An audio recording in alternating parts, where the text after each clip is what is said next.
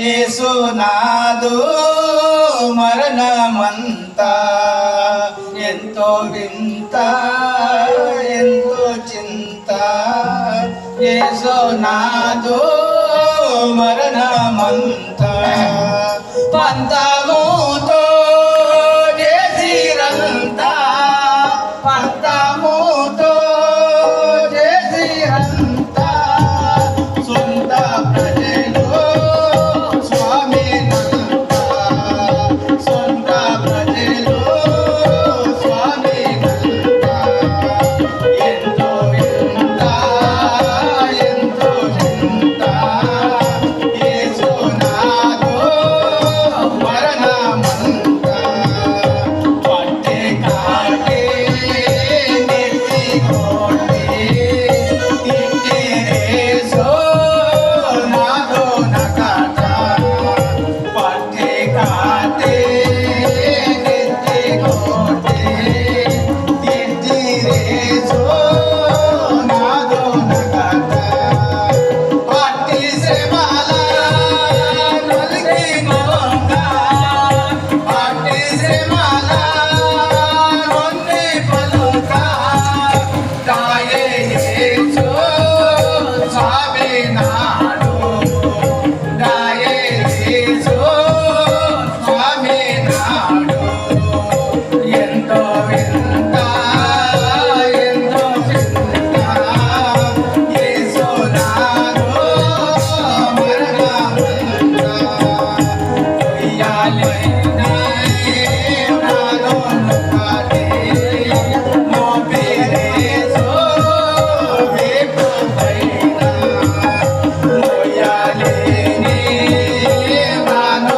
నొక్కాలే మోపిరేసో వేపుపైనా మోయాలేక రాణి తోడా మోయాలేక రాణి తోడా మోచపోయే యేసునాథే మోచపోయే యేసునాథే ఎంతో వింత ఎంతో చింత యేసునాథు మరణమంతా పొయ్యపైనే సయ్యను వేటి కాలో చేతో లాలో చేలల్ పొయ్యపైనే సయ్యను వేటి కాలో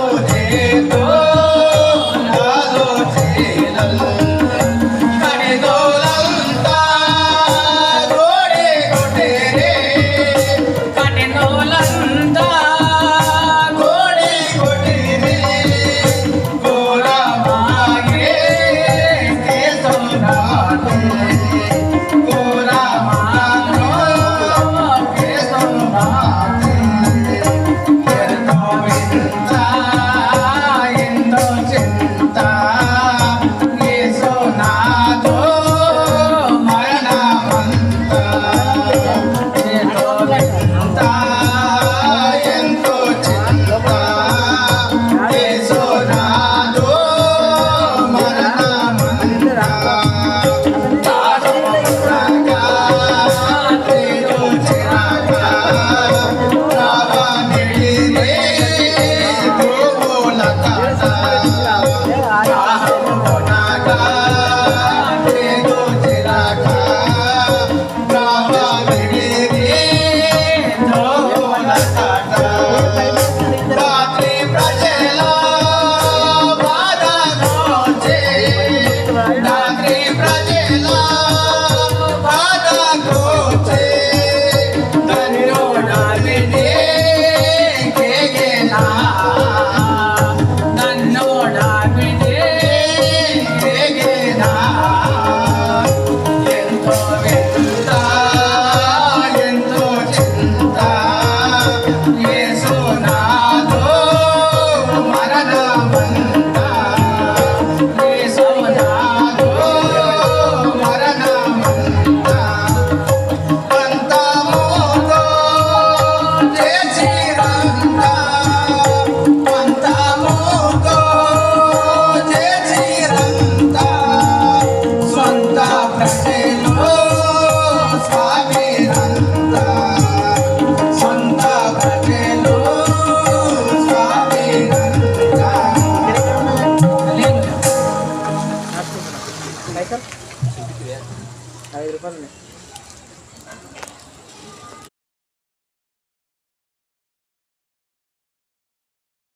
చట్టం మరుగుపరిచి ప్రభా నాతో సంగమతో మీరు మాట్లాడండి, సహకారాన్ని తెచ్చేయండి. యేసు నామములో ప్రార్థించి పెడుగుతున్నాను తండ్రి, ఆమేన్. చక్కటి మాట మనం చూస్తూ ఉన్నాము. అందుకు ఆయన వానితో, నేడు నీవు నాతో కూడా పరదైసులో ఉంటావు. ఆ మాట చెప్పడానికి కారణం చెప్పగలుగుతారా? యేసు ప్రభుల వారు ఆ మాట పలికాడు అని అంటే ఎవరి పక్షాన పలికాడు మాట చెప్పండి. అదే దొంగ పక్షము.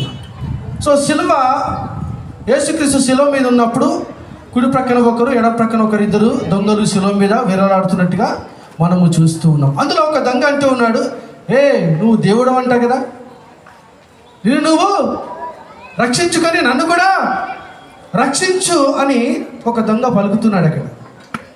కానీ ఇంకొక దొంగ ఉన్నాడు. ఏమంటున్నాడు ఆయన? నీకు బుద్ధి లేదా? నీవు నేను మనము దొంగలం కాబట్టి మనకు ఈ శిక్ష సరి అయినదే అంటూ ఇంకొక మాట అంటున్నాడు. ఈయన ఏ తప్పిదమును ఎవరిని చూసి అంటున్నాడు? యేసును చూచి ఒక దొంగ సాక్ష్యం ఇస్తూ ఉన్నాడు. ఏమిటి అని అంటే, ఈయన ఏ తప్పిదమును చేయలేదు అని అంటూ ఏమంటున్నాడు? ప్రభువా, నీ రాజ్యములో నన్ను జ్ఞాపకం చేసు. అంటే పశ్చాత్తాపము. హల్లెలూయా. ఒక పాపి పశ్చాత్తాపము పడకుండా రక్షణ పొందడము అసాధ్యము. హల్లెలూయా. కాబట్టి ప్రియ సహోదర సహోదరి, నీవు నేను మనం ఎవరమైనా సరే మనం అనుకోవచ్చు, నేనే పాపము చేయలేదు అని. కానీ వాక్యము చెప్తుంది, ఆజ్ఞ అతిక్రమమే పాపం. ప్రతి మానవుడు పాపియే. అయితే ఆ పాపంలో నుంచి మనం బయటికి రావాలి అని అంటే ప్రభువైన యేసుక్రీస్తు రక్తము ద్వారానే మనము కడగబడతామని లేఖనము చెప్పుచున్నది. ఒక మనిషి ఊబిలో దిగిపోతూ ఉంటే ఇంకొక మనిషి వచ్చి అతన్ని రక్షిస్తేనే అతడు రక్షింపబడతాడు.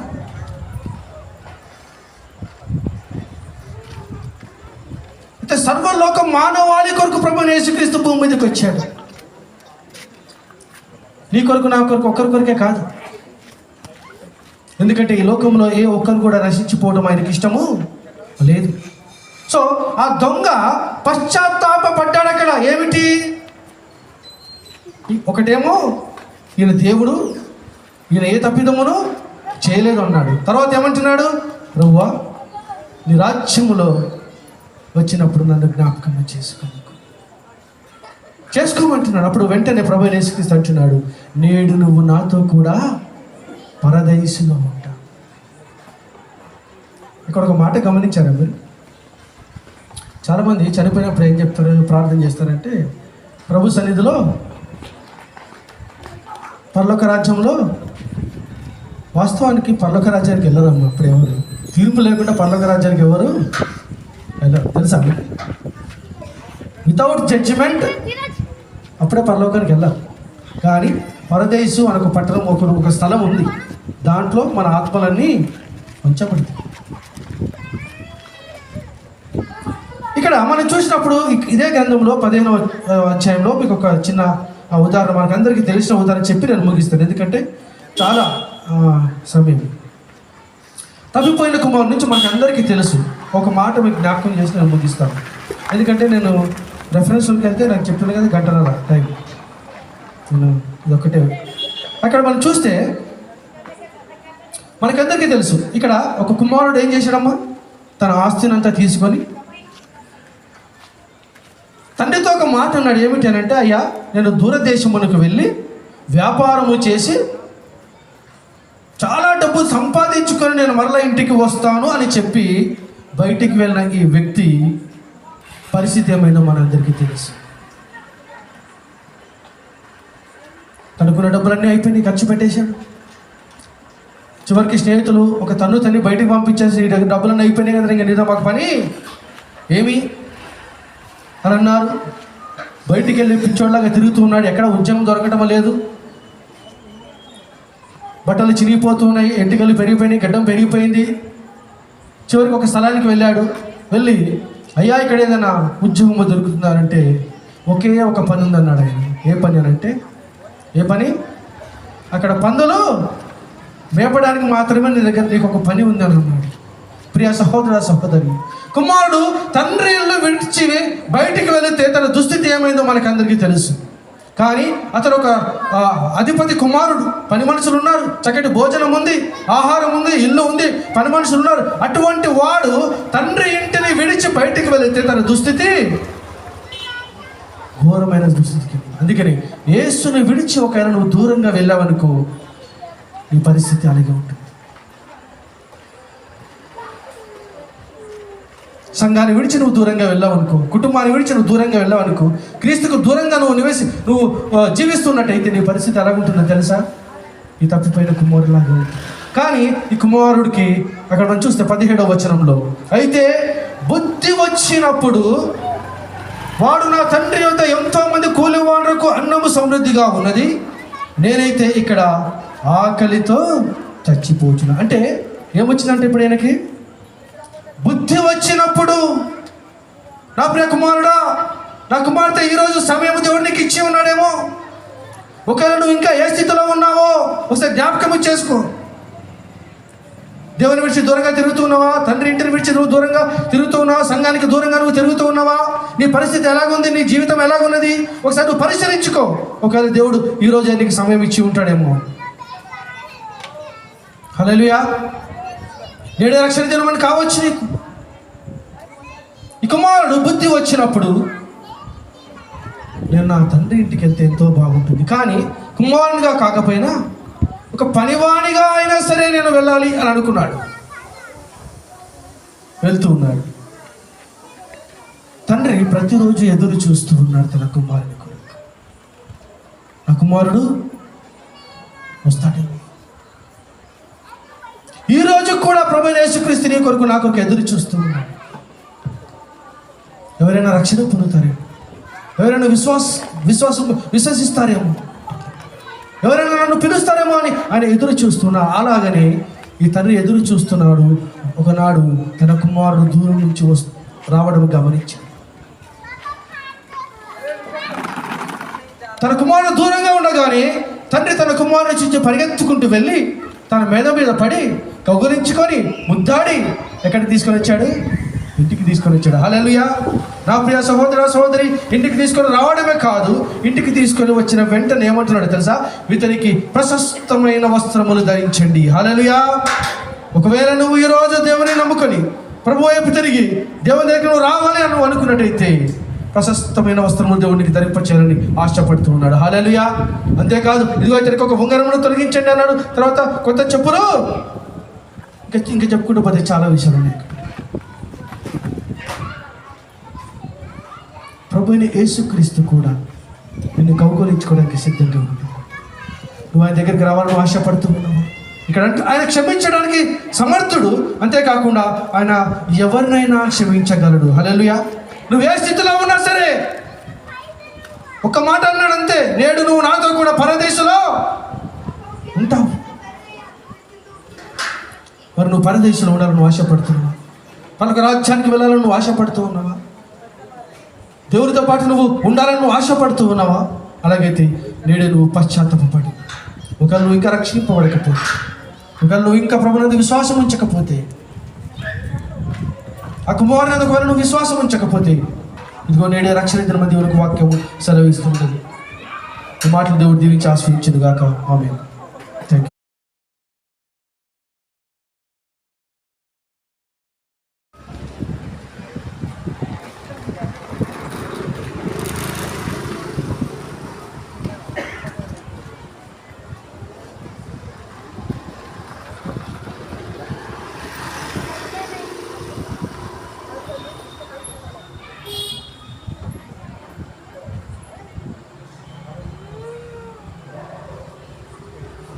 యేసు తన తల్లియు తాను ప్రేమించిన శిష్యుడును దగ్గర నిల్చునుట చూసి, అమ్మా, ఇదిగో నీ కుమారుడు తన తల్లితో చెప్పెను. తరువాత ఆ శిష్యుని చూచి, ఇదిగో నీ తల్లి అని చెప్పెను. ఆ గడియ నుండి ఆ శిష్యుడు ఆమెను తన ఇంట చేర్చుకొనెను.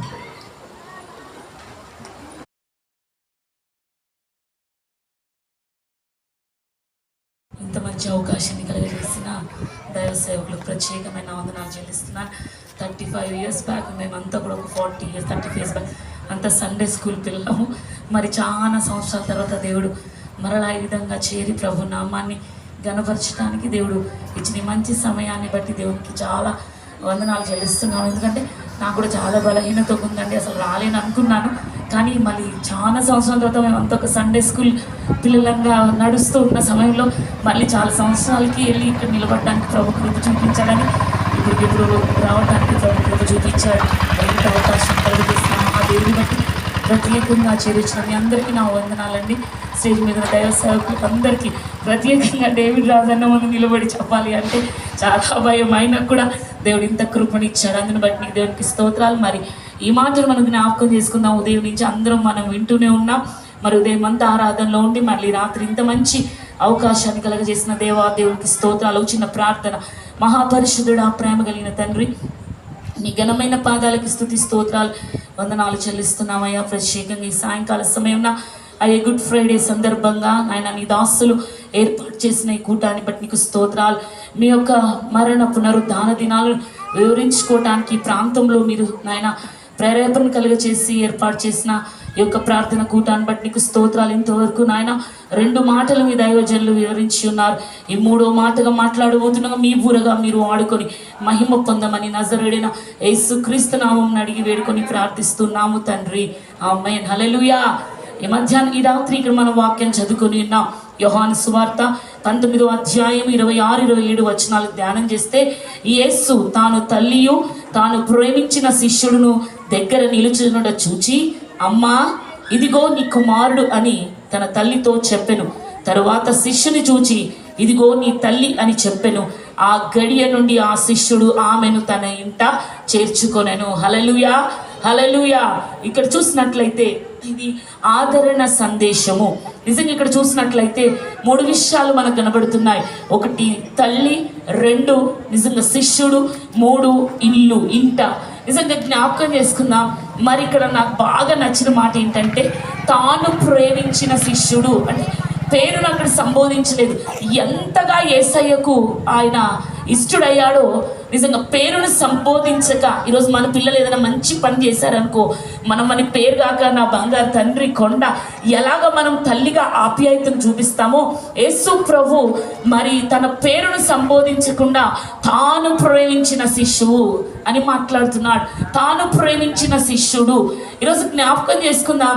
ఇక్కడ చూసినట్లయితే సిలువ దగ్గర చూసినట్లయితే కొంతమంది మాత్రమే ఉన్నారు, ఒక్కడే శిష్యుడు ఉన్నాడు. మీకు కొంతమంది స్త్రీలు అక్కడ కనబడుతున్నారు. మార్కు సువార్తలో మనం చూసుకున్నట్లయితే వాళ్ళందరూ కూడా వీరు దూరము నుండి వెంబడిస్తూ ఆ సిలువ వైపు వెంబడిస్తూ ఆ సిలువను వెంబడిస్తూ ఆయన శ్రమను చూస్తూ ఆయన కష్టాన్ని, ఆయన బాధను, ఆయన పడుతున్న వేదన అన్నీ కూడా గమనించుకుంటూ ఈ స్త్రీలు అలాగా ఎక్కడి వరకు వచ్చారంటండి? ఎక్కడి వరకు వచ్చారు? సిలువ చెంత వరకు వచ్చారు. హల్లెలూయా. సిలువ చెంత వరకు వచ్చారు. మార్గంలో ఎంతో మంది వచ్చారు, కానీ సిలువ చెంత వరకు ఎవరు కూడా రాలేదు. ఆ కష్టాన్ని, ఆ బాధను, ఆ వేదను చూడలేక కొంతమంది వెళ్ళిపోయి ఉండొచ్చు. నాకెందుకు ఈ బాధ అని కొంతమంది వెళ్ళిపోయి ఉండొచ్చు. ఒకవేళ ఈ యేసు ప్రభుని వెంబడిస్తుంటే నా బంధువులు, నా కులము, నా మతము, నా వాళ్ళు చూసి ఏంటి ఈయనను వెంబడిస్తున్నారు అన్న సందేహంలో కూడా కొంతమంది వెళ్ళిపోయి ఉండొచ్చును. కానీ వీరు మాత్రము సిలువ చెంతలాగే కూర్చొని ఉన్నారు, సిలువ చెంతలాగే నిలబడిపోయి ఉన్నారు కదా. ఎంతోమంది అండి ఆయన అరణ్యంలో ఆయన వాక్యము చెప్తుంటే ఆనాడు ఇంచుమించు 5,000 మంది నిజంగా ఆయన ఆహారమును పెట్టినప్పుడు తిని అక్కడ అంతమంది ఉన్నారు. 70 మంది, 500 మంది, 12 మంది వీళ్ళంతా కూడా ఏమైపోయారు? ఎవరు కూడా సిలువ చెంతకు రాలేని పరిస్థితిలో చివరిగా తాను ప్రేమించిన శిష్యుడు. హల్లెలూయా. ఎన్ని పరిస్థితులు, ఎన్ని స్థితిగతులు, ఎన్ని స్థానం కలుగుతాయనుకున్నా కూడా యేసుని వెంబడించడం మానలేదండి యోహాను. సిలువ చెంత వరకు వచ్చారు. ఈరోజు మనం సిలువ చెంత వరకు రాగలుగుతున్నామా? కొంచెం కష్టం కలగాని, కొంచెం వ్యాధి కలగాని, కొంచెం బాధ కలగాని, ఎందుకు వచ్చిందిలే ఈ బాధ, ఎందుకు వచ్చిందిలే ఈ శ్రమ, ఈరోజు ఎందుకు వచ్చిందిలే ఈ ఆదివారం ఆరాధన అని చిన్న పరిస్థితికి మానేసే వాళ్ళు లేకపోలేరు. హల్లెలూయా. ఈరోజు ఎక్కడ చివరి క్షణం ఆయన సిలువ మరణమును పొందే స్థితికి సిలువపై ఉన్నప్పటికి కూడా అక్కడే వాళ్ళు కనిపెట్టుకొని ఉన్నారు ఏం జరిగిద్దో. అప్పుడు ఆయన చూస్తున్నాడు. అప్పటికి విచిత్రమైన శ్రమను అనుభవిస్తూ ఉన్నాడు. అప్పటికి 2 మాటలు ఆయన మాట్లాడు, మన కొరకు మాట్లాడండి. ఆయన ఈ 3 మాటలు ఆయన మన కొరకు మాట్లాడాడు. నిజమే కదా, కొన్ని పరిస్థితిని బట్టి దైవజనుడు సెలవిచ్చిన విధంగా కొన్నిసార్లు మనం క్షమించలేని పరిస్థితిలో ఉంటాం. ఇంటి వారినే క్షమించలేని పరిస్థితిలో ఉంటాం కదా, ఇంటి వారినే సహించలేని పరిస్థితిలో ఉంటాం. అయినా యేసయ్య తండ్రి వీరేమి చేయించున్నారో వీరు ఎరుగరు కనుక వీరిని క్షమించు అన్నాడు. క్షమించగలిగిన హృదయం మనకుందా? మన కుటుంబ సభ్యుల్లో కానీ మనలో కానీ ఏదైనా కదా, మన కొన్నిసార్లు మానవులం కదండి, పరిచర్యలు కూడా మన కొన్ని కలుగుతున్నప్పుడు ఒక్కొక్కసారి మనం ప్రతి ఆదివారం వెళ్తూ ఉంటాం కానీ క్షమించి ఒక చిన్న ప్రైజ్ లాడు చెప్పలేని పరిస్థితిలో ఉంటాం. వాళ్ళు మనకి ఎదురు వస్తుంటే పక్కకు తప్పిపోతున్నాం. ఇది మనకు దేవుడు కోరుకున్నది కాదు, ఇది మన దేవుడు ఇష్టపడినది కాదు. ఆయన కనుక మనల్ని క్షమించకపోతే ఈ రాత్రి ఇక్కడ మనం ఎవరు కూడా కూర్చుండే వారిని కాదు. ఆ ప్రేమామయుడు మనకు క్షమించడం బట్టి ఈ రాత్రి ఇక్కడ మనం ఆయన ఆరాధిస్తున్నాం, ఆయన కనపరుస్తూ ఉన్నాం. అందుకే అటువంటి కృపను మనం కలిగి ఉండాలి, క్షమించే మనస్సును. రెండవది చూస్తే పాపికి దేవుడు మంచి విడుదలను అనుగ్రహించాడు. ఈరోజు ఇక్కడ కూర్చున్న వాళ్ళు ఇంకా ఎంతమంది దేవుడు నమ్ముకోలేదు. ఆయన నమ్ముకోవటానికి ఇష్టపడదాం, ఆయన రాజ్యంలో చేరడానికి ఇష్టపడదాం. ఇలా ఆయన చెప్తూ అక్కడ తన బాధ్యతను మర్చిపోలేదు. తన తల్లిని చూస్తూ ఉన్నాడు. అక్కడ నిస్సహాయ స్థితిలో, వేదనతో, రోదనతో, కన్నీటితో, నిజంగా ఏమీ కూడా మాట్లాడలేని పరిస్థితిలో, దుఃఖ సాగరంలో ఉన్న తన తల్లిని చూస్తూ తన బాధ్యతను మర్చిపోలేదు. అక్కడ చూపిస్తున్నాడు, పిలుస్తున్నాడు, అమ్మా ఇదిగో నీ కుమారుడు. తాను ప్రేమించిన, తాను ఎంతో ఇష్టపడ్డ శిష్యునికి అప్పగిస్తూ ఉన్నాడు. ఈరోజు దేవుని సన్నిధిలో జ్ఞాపకం చేసుకుందాం.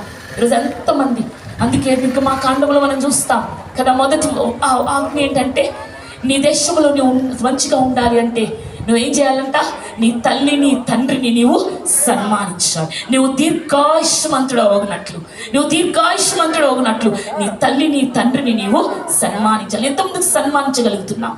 ఈరోజు తల్లిదండ్రులు అంటే పడని పరిస్థితుల్లో, నోరారా అమ్మా నాన్న అని పిలవలేని పరిస్థితుల్లో లోకంలో మనం చూస్తున్నాం. కానీ క్రైస్తవునిగా, దేవుని నమ్ముకొని విశ్వాసిగా బ్రతుకుతున్న మన జీవితంలో మనం దీర్ఘాయుష్మంతులం అవ్వాలి, మనం ఆశీర్వదింపబడాలి. దేవుని యొక్క దైవ దీవెనలకు పాత్రలు కావాలంటే నీ తల్లి నీ తండ్రిని నీవు సన్మానించే పరిస్థితిలో నేను ఉండాలి. అది వాక్యం కట్టడం మనకు ఆజ్ఞ.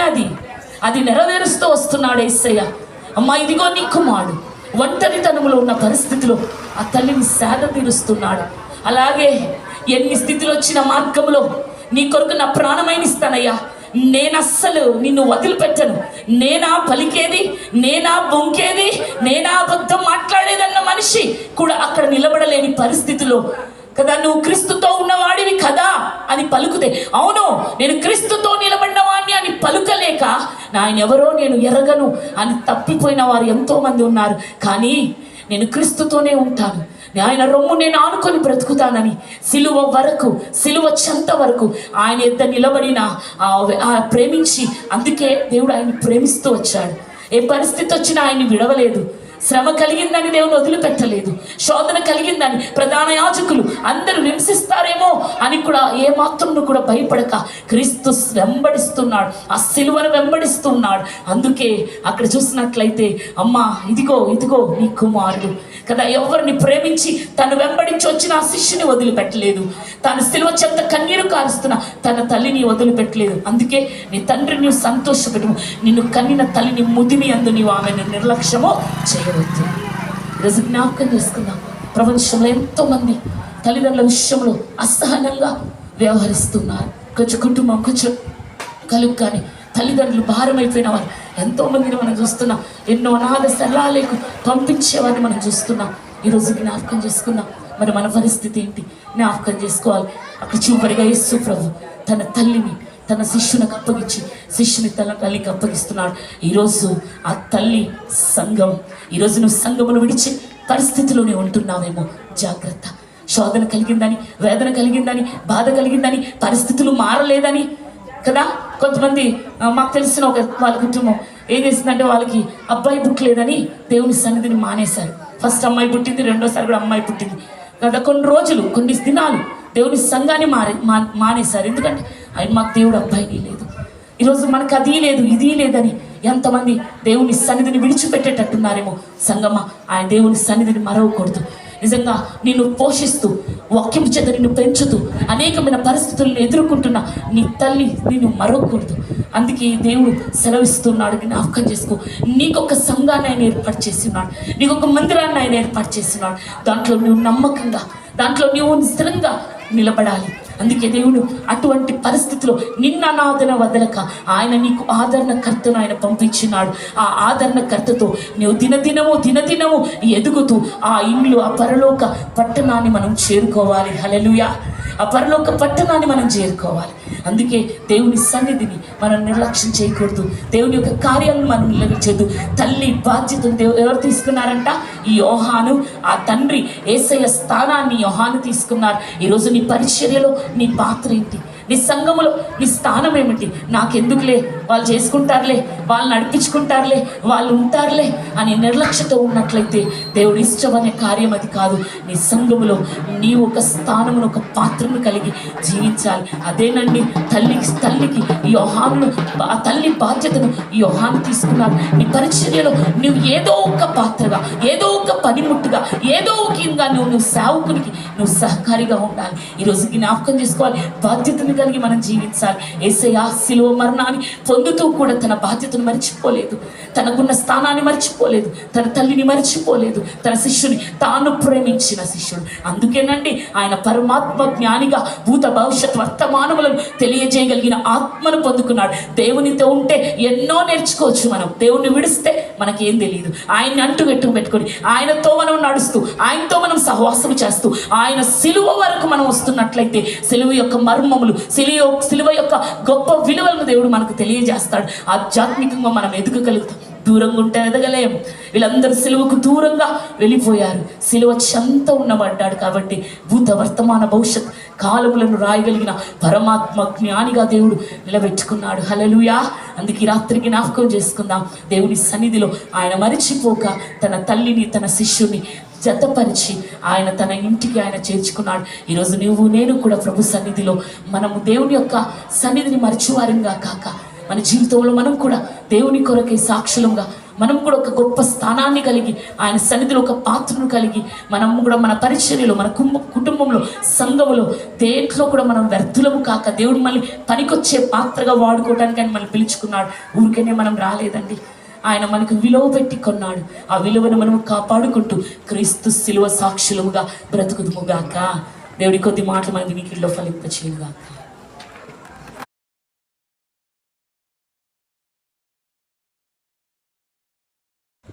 హల్లెలూయా. 4వ మాట. ఇంచుమించు 3 గంటలప్పుడు యేసు ఏలీ ఏలీ లామా సబక్తా అని బిగ్గరగా కేక వేశాను. ఆ మాటకు నా దేవా నన్నెందుకు చేయి విడిచితివని అర్థం. హల్లెలూయా. ఇచ్చినందుకు నీకు వందనములు అయ్యా నాయన. ఈ మాట 4వ మాట కన్నా ప్రభు నాయన ఇచ్చినందుకు నీకు స్తోత్రములు. నీ గురించి నేను ప్రకటించడానికి ప్రభు నాయన నేను ఏ పాటి వాడిని ప్రభు నీకు స్తోత్రం. స్తుతులతో నేను గణపరుస్తున్నాను ప్రభు. చిన్ని మాటలు ఆశీర్వదించి బలపరిచి వీళ్ళకి ఆశీర్వదకరంగా నడుచుకుని వేస్తున్నాను. నాకు ఈ చక్కని సమయం ఇచ్చినటువంటి సంఘస్థులకి, సంఘ నాయకుడికి హృదయపరమైన ధన్యవాదాలు నేను తెలియపరుస్తున్నాను. అయితే 4వ మాటగా ఏలీ ఏలీ లామా సబక్తా అంటే ఇది మనం తెలుగు మాట్లాడుకునే మాట కాదు. తెలుగులో మనం మాట్లాడుకుంటాం కదా, తెలుగు అంటే మనకు అందరికీ అర్థమవుతుంది. కానీ ఇక్కడ బైబిల్ భాషను తనకి ఎన్నో వందల దాంట్లో భాషలతో దీన్ని లిఖితపూర్వకంగా రాశారు. ఎవరు కానీ ఏ భాషలో కావాలో ఆ భాషలో అనువదించారు కదా మన నాయకులు, మరి సంఘస్థులు, మన క్రైస్తవ బిడ్డలు. అయితే దీంట్లో కూడా తెలుగులో నాకు దీనికి అనువదించినట్లయితే నా దేవా నన్నెందుకు చేయి విడిచితివని అర్థం వచ్చిందనమాట. ఈ యొక్క ఏలీ ఏలీ లామా సబక్తా అనేది అరామిక్ భాష అంట. అంటే ఆ యొక్క కాలంలో యేసుక్రీస్తు ప్రభు వారు ఈ మానవ రూపిగా ఈ లోకానికి వచ్చినప్పుడు ఆ యొక్క భాషను మాట్లాడినట్లుగా మనం ఇక్కడ గమనం చేస్తున్నాం. అయితే ఇక్కడ మొదటి మాటలో మనం చూసినట్లయితే తండ్రి వీరేమి చేయుచున్నారో వీరు ఎరుగరు కనుక వీరిని క్షమించమన్న. అక్కడ తండ్రి అని సంబోధించాడు. ఇక్కడికి వచ్చేసరికి నా దేవా చూడండి ఎంత వ్యత్యాసం ఉంది ఇక్కడ. అంటే తండ్రి, కుమారుడు, పరిశుద్ధాత్ముడు. ఇప్పుడు నేను ఫర్ ఎగ్జాంపుల్ నేను ఉన్నాను, నా పేరు శ్యాంబాబు. SNR ట్రాన్స్ఫార్మర్స్ ప్రైవేట్ లిమిటెడ్లో నన్ను సార్ అంటారు, శ్యాంబాబు సార్ లేకపోతే సంథింగ్ అంటారు. ఇంట్లోకి వచ్చినాక నా భార్య ఏమంటుందంటే ఏమండి అని పిలుస్తుంది. అలాగే నా పాప వచ్చేసరికి నన్ను ఏమని పిలుస్తుంది? డాడీ అని పిలుస్తుంది. నేనేనా? 3 నేనే కదా, అవునా కదా? 3 నేనే కదా. అలాగే ఇక్కడ నా దేవా నా చెయ్యి ఎందుకు విడిచితివి అని చెప్పేసి ఇక్కడ అర్థం చెప్తుంది అనమాట. అయితే మనము ఆత్మీయ జ్ఞానంతో మనం కనుక కనులెత్తి చూసినట్లయితే యేసుక్రీస్తు ప్రభు వారు అదిగో ఆ సిచ్యువేషన్లో ఇప్పుడు నన్ను ఎందుకు చేయి విడిచేవయ్యా, నన్ను మరి సైనికులు మరి చిత్రహింసలు పెట్టారు, రోమా సైనికులు. మరి నా శిష్యులు నా దగ్గర నుంచి దూరం అయిపోయారు. మరి పేతురు నా దగ్గర నుంచి దూరం అయిపోయాడు, నో ప్రాబ్లం. మరి యూదా ఇస్కరియోతు నన్ను కొన్ని వెన్ని నాణ్యాలకి నన్ను అమ్మేసుకున్నాడు. సో నాకు ఏం ప్రాబ్లం లేదయ్యా. నా వాళ్ళందరూ నన్ను విడిచిపోయారు, నాకు ఏం ప్రాబ్లం లేదు. కానీ నీవున్నావు చూసావే తండ్రి, నువ్వు నీ చిత్తానుసారంగా నేను చేస్తున్నాను కాబట్టి, నీ చిత్తానుసారంగా నేను ఉంటున్నాను కాబట్టి నువ్వు నన్ను చెయ్యి విడిచేవే. నేను తట్టుకోలేకపోతున్నాను అయ్యా, నేను బాధ అనుభవించలేకపోతున్నాను అయ్యా. నువ్వు నన్ను చేయి విడిస్తే నేను బ్రతకలేనయ్యా అని చెప్పేసి అన్నాడు. అయితే యేసుక్రీస్తు ప్రభువారు ఇదే లేఖనాల్లో చెప్తాడు చూడండి. ఇదిగో యోహాను సువార్త 29వ అధ్యాయము 6వ వచనంలో చెప్తాడు. సిలువ వేయబడక ముందు ఆయనకి ఏ విధంగా తోడుగా నీడగా ఉన్నాడో అక్కడ ఒక మాట చెప్తాడు చూడండి. యోహాను సువార్త త్వరగా చదవాలి, 8వ అధ్యాయము 29వ వచనం.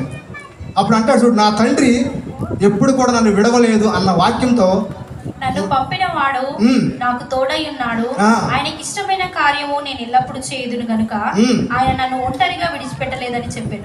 ఇది ఒంటరిగా నన్ను ఎప్పుడు కూడా విడిచిపెట్టలేదని చెప్పేసి వాక్యం సెలవిస్తుంది. ఎంత గొప్ప మాట అండి. మరి ఈ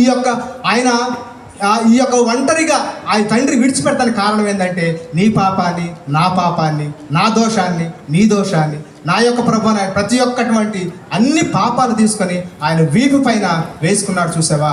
ఆ యొక్క ఎడబాటుకి కారణం ఏంటంటే ఈ యొక్క చెయ్యి విడిచినట్లుగా మనం ఇక్కడ అర్థం చెప్పుకోవాలి. అర్థమవుతుందా మీకు? మన పాపములన్నీ కూడా ఆయన మోచి ఉన్నాడు. మన శాపములు, మన దోషములు, మన అతిక్రమములు అన్నీ కూడా ఆయన మీద మోసుకొని ఉన్నాడు కాబట్టి అందుకు ఆయనకి ఎడబాటుతనాన్ని కలిగి ఉన్నట్లుగా ఇక్కడ లేఖన భాగాలు సెలవిస్తున్నాయి. హల్లెలూయా.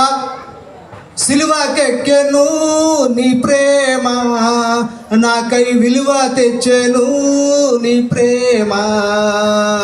సిలువకెక్కెను నీ ప్రేమ, నాకై విలువ తెచ్చెను నీ ప్రేమ.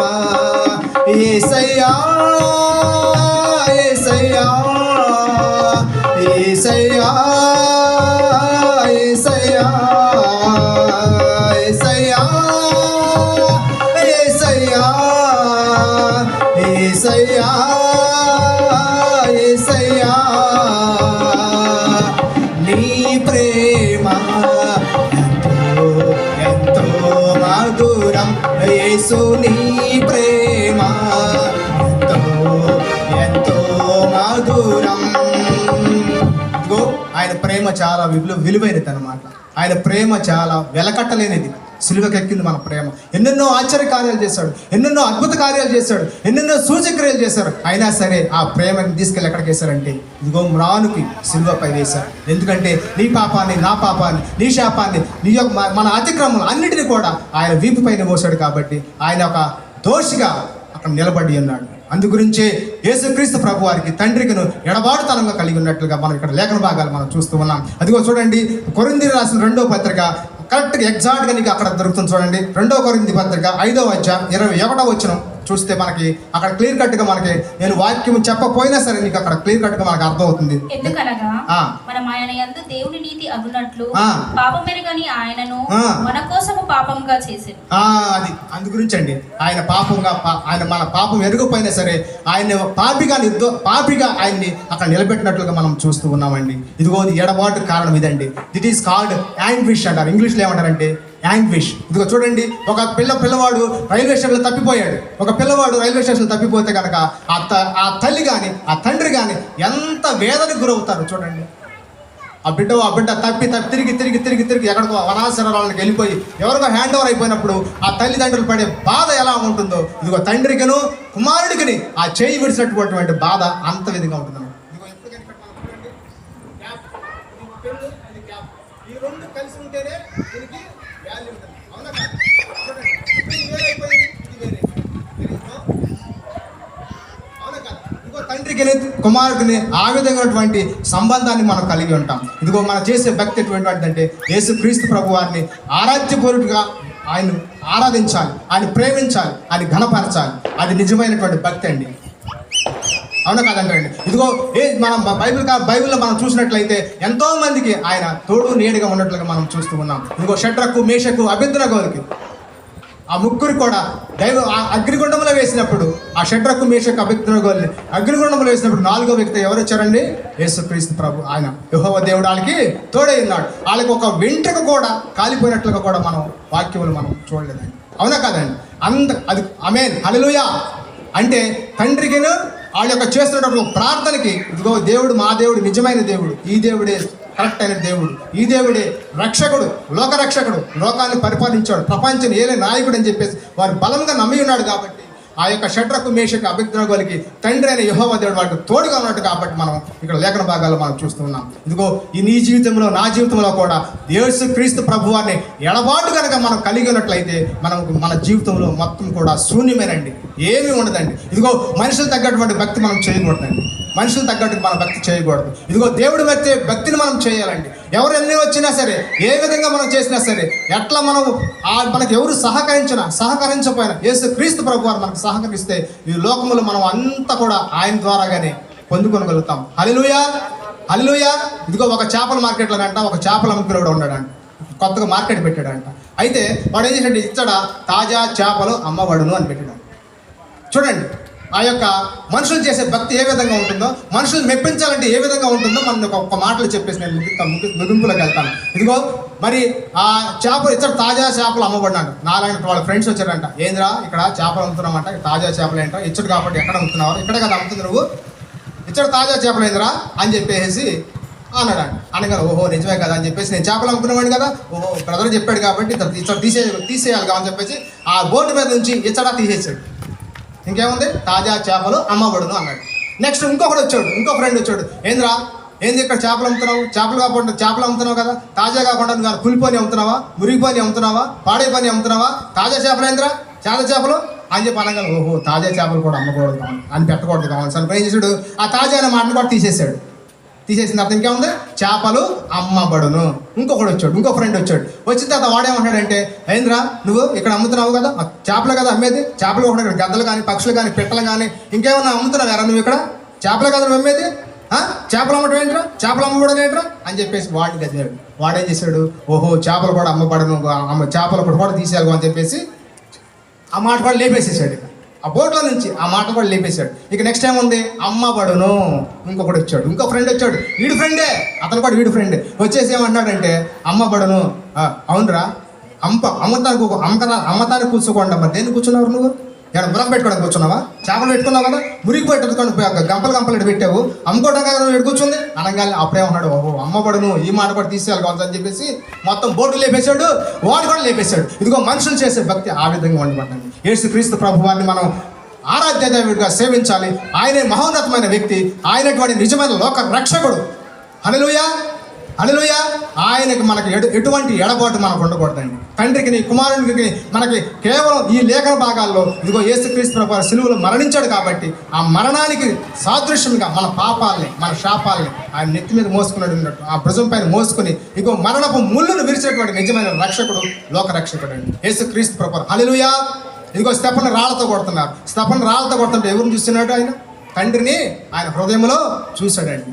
ఇదిగో తండ్రికి ఆ స్తెఫనుకి ఆ యొక్క ఎడబాటు తనమైనది లేకుండా మంచిలో మరి యేసుక్రీస్తు యెహోవా దేవుడు సాక్షాత్తు దేవుడు ఆయన ఆరాధిస్తున్నాడు కాబట్టి, ఆయన పూజిస్తున్నాడు కాబట్టి, ఆయన దేవుడిగా కలిగి ఉన్నాడు కాబట్టి ఎంత బాధ అయినను ఎంత వేదనైనా సరే ఆయన అనుభవించినట్లుగా తండ్రిని ఆయన చూసినట్లుగా మనం ఇక్కడ లేఖన భాగాల్లో మనం తెలుస్తుంది. ఆఖరిగా ఒక మాట చదువుకుని ముగింపులోకి వస్తానండి. ఇదిగో ఆదికాండం చూడండి అండి. ఆదికాండము మరి ఆ యొక్క 4వ అధ్యాయము 14వ వచనం చూడండి అండి. అక్కడ ఆ ఎడబాటుకి ఎంత ఇదిగో దేవుని సన్నిధి నుంచి ఎట్లా వెళ్ళిపోయాడో, దేవుని సన్నిధిలో నుంచి ఏ విధంగా అటువంటి ఆయన శాపాన్ని కొని తెచ్చుకున్నాడో మనం ఇక్కడ మాట చూసేసుకుని ఆ యొక్క నేను ఈ ప్రదేశము నుండి నన్ను వెళ్ళగొట్టితివి, నీ సన్నిధికి రాకుండా వెలివేయబడి దిగులు పడుచు భూమి మీద దేశదిమ్మరనై యుందును, కావున నన్ను కనుగొడు వాడెవడో వాడు నన్ను చంపునని యెహోవాతో అని. ఇదిగోండి ఇక్కడ కయ్యూను సంగతి మీకు తెలిసిందే. ఇక్కడ నీ సన్నిధి నుంచి నన్ను వెళ్ళగొట్టేసావు అంటే ఆ లింక్ అనేది తెగిపోయింది అనమాట. కయ్యన్ని హేబెల్ని అందరి మీద ఆ యొక్క సంగతి మీకు తెలిసిందే, ఆ యొక్క వాక్యం మీకు తెలిసిందే. ఇదిగో అక్కడ ఆ లింక్ తీసేసాడు. హేబెల్ని పొడిచి చంపేశాడు కాబట్టి ఆ యొక్క పాపాన్ని ఆయనకు అంటుకుంది కాబట్టి ఆయన తెలిసింది కాబట్టి ఇదిగో ఆ యొక్క ఎడబాటుతనాన్ని ఆయన కోల్పోయినట్లు కనపడింది. నేను దేశ దిమ్మన్నయ్యా, ఇక నాకు నీ దేవునికి నేను పనికిరానయ్యా, నీ సన్నిధిలో నుంచి నన్ను త్రోసివేసావు, ఇక నాకు ఎక్కడ కూడా ముద్ద దొరకదు, నేను దేశ దిమ్మని తిరగాల్సిందే అంటే యేసుక్రీస్తు ప్రభువారు సాక్షాత్తు కూడా ఇదిగో నీకును తండ్రికి నీ కుమారుని కలిగిన ఆ యొక్క సంబంధం కలిగి ఉన్న నాళ్ళు కూడా దేవుని సన్నిధిని విడిచిపెట్టుకోకుండా వచ్చిన నాళ్ళు కూడా నీవు దేవునితో మమేకమై ఉంటావు, దేవుని సన్నిధిని నువ్వు పొందుకుంటూ ఉంటావు. దేవుని యొక్క ఆ యొక్క మరి ఆ సంపన్నతను నువ్వు కోల్పోకుండా ఆ యొక్క ఆయుష్ ఆరోగ్యాలను నువ్వు సుఖంగా పొందుకున్నట్లుగా దేవుడి వాక్యం సెలవిస్తుంది. హల్లెలూయా, హల్లెలూయా. ఇదిగోనండి, ఇది ఈ యొక్క ఎడబాటు కారణమైంది. యేసుక్రీస్తు ప్రభువారు ఎడబాటు తలంగా కలిగి ఉండకుండా మనం ఎప్పుడు కూడా దేవుని సన్నిధిని వదిలిపెట్టుకోకుండా సంఘస్థులను వదిలిపెట్టకుండా అనేకం అంటారు, చాలామంది అనేక విధాలుగా అంటారు. దేవుడిని వదిలిపెట్టి సంఘానికి రాకుండా సంఘంలో ఉన్నటువంటి స్నేహితులు లోకం వైపు చూసి లోకంలో ఉన్నటువంటి స్నేహితుల వైపు చూసి వాళ్ళు మాట్లాడకపోతే నేను ఉండలేను, మేమిద్దరం ఒక కంచంలో తిన్నాం, ఒక మంచంలో పండుకున్నాం, ఒకటేసారి మేము ఉన్నాం అనే ఆ యొక్క భావనలన్నీ మనం తీసేసుకుని యేసుక్రీస్తుకి నచ్చినట్లుగా ఆయన భక్తి చేస్తే కనుక ఆయన మనకి ఆశీర్వాదాలు అన్నీ కూడా మనకు దయచేస్తాడని ఈ రాత్రికాల సమయంలో 4వ మాట ఏలి ఏలి లామా సబక్తా, ఇదిగో నా దేవా నన్నెందుకు చెయ్యి విడిచావు. ఆయన చెయ్యి విడిచిపెట్టి మనకి రక్షణ కలుగుతుంది. ఆయన చెయ్యిని విడిచిపెట్టి మన పాపములన్నీ ఆయన మీద వేసుకున్నాడు కాబట్టి ఆయన మనకు రక్షణను కలుగజేశాడు. ఇదిగో మన తిరిగి ఆయనతో కూడా కలిసి ఆ యొక్క బంగారు వీధుల్లో విహరించే వారిగా ఉంటామని ఈ రాత్రికాల సమయంలో మరి ఈ ప్రభు పేరట ఈ వాక్యాన్ని ఆయన మన ఇంట్లో ఆశీర్వదించున్నాం. హల్లెలూయా.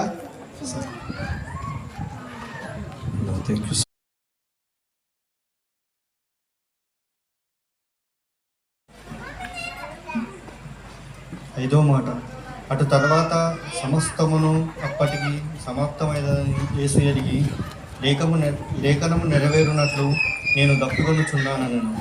ఆమేన్. హల్లెలూయా. మంచి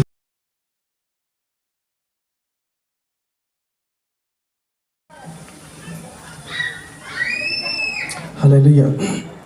దేవుని నామానికి మహిమ కలుగును గాక.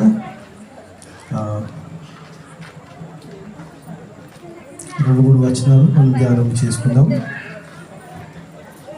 చాలా విషయాలు ఉన్నాయి కానీ క్లుప్తంగా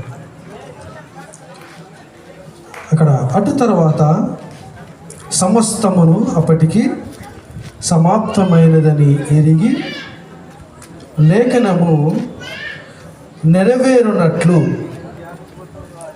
నేను దప్పికొనిచున్నాను అనేను. హల్లెలూయా.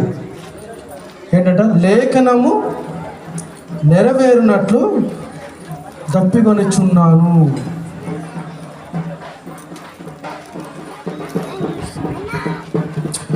యేసు ప్రభువారు మానవ రీతిగా భూమి మీదకి వచ్చాడు కాబట్టి ఇప్పుడు ఆయన ఏమని అంటూ ఉన్నాడంటే నేను దప్పికొనిచ్చాను.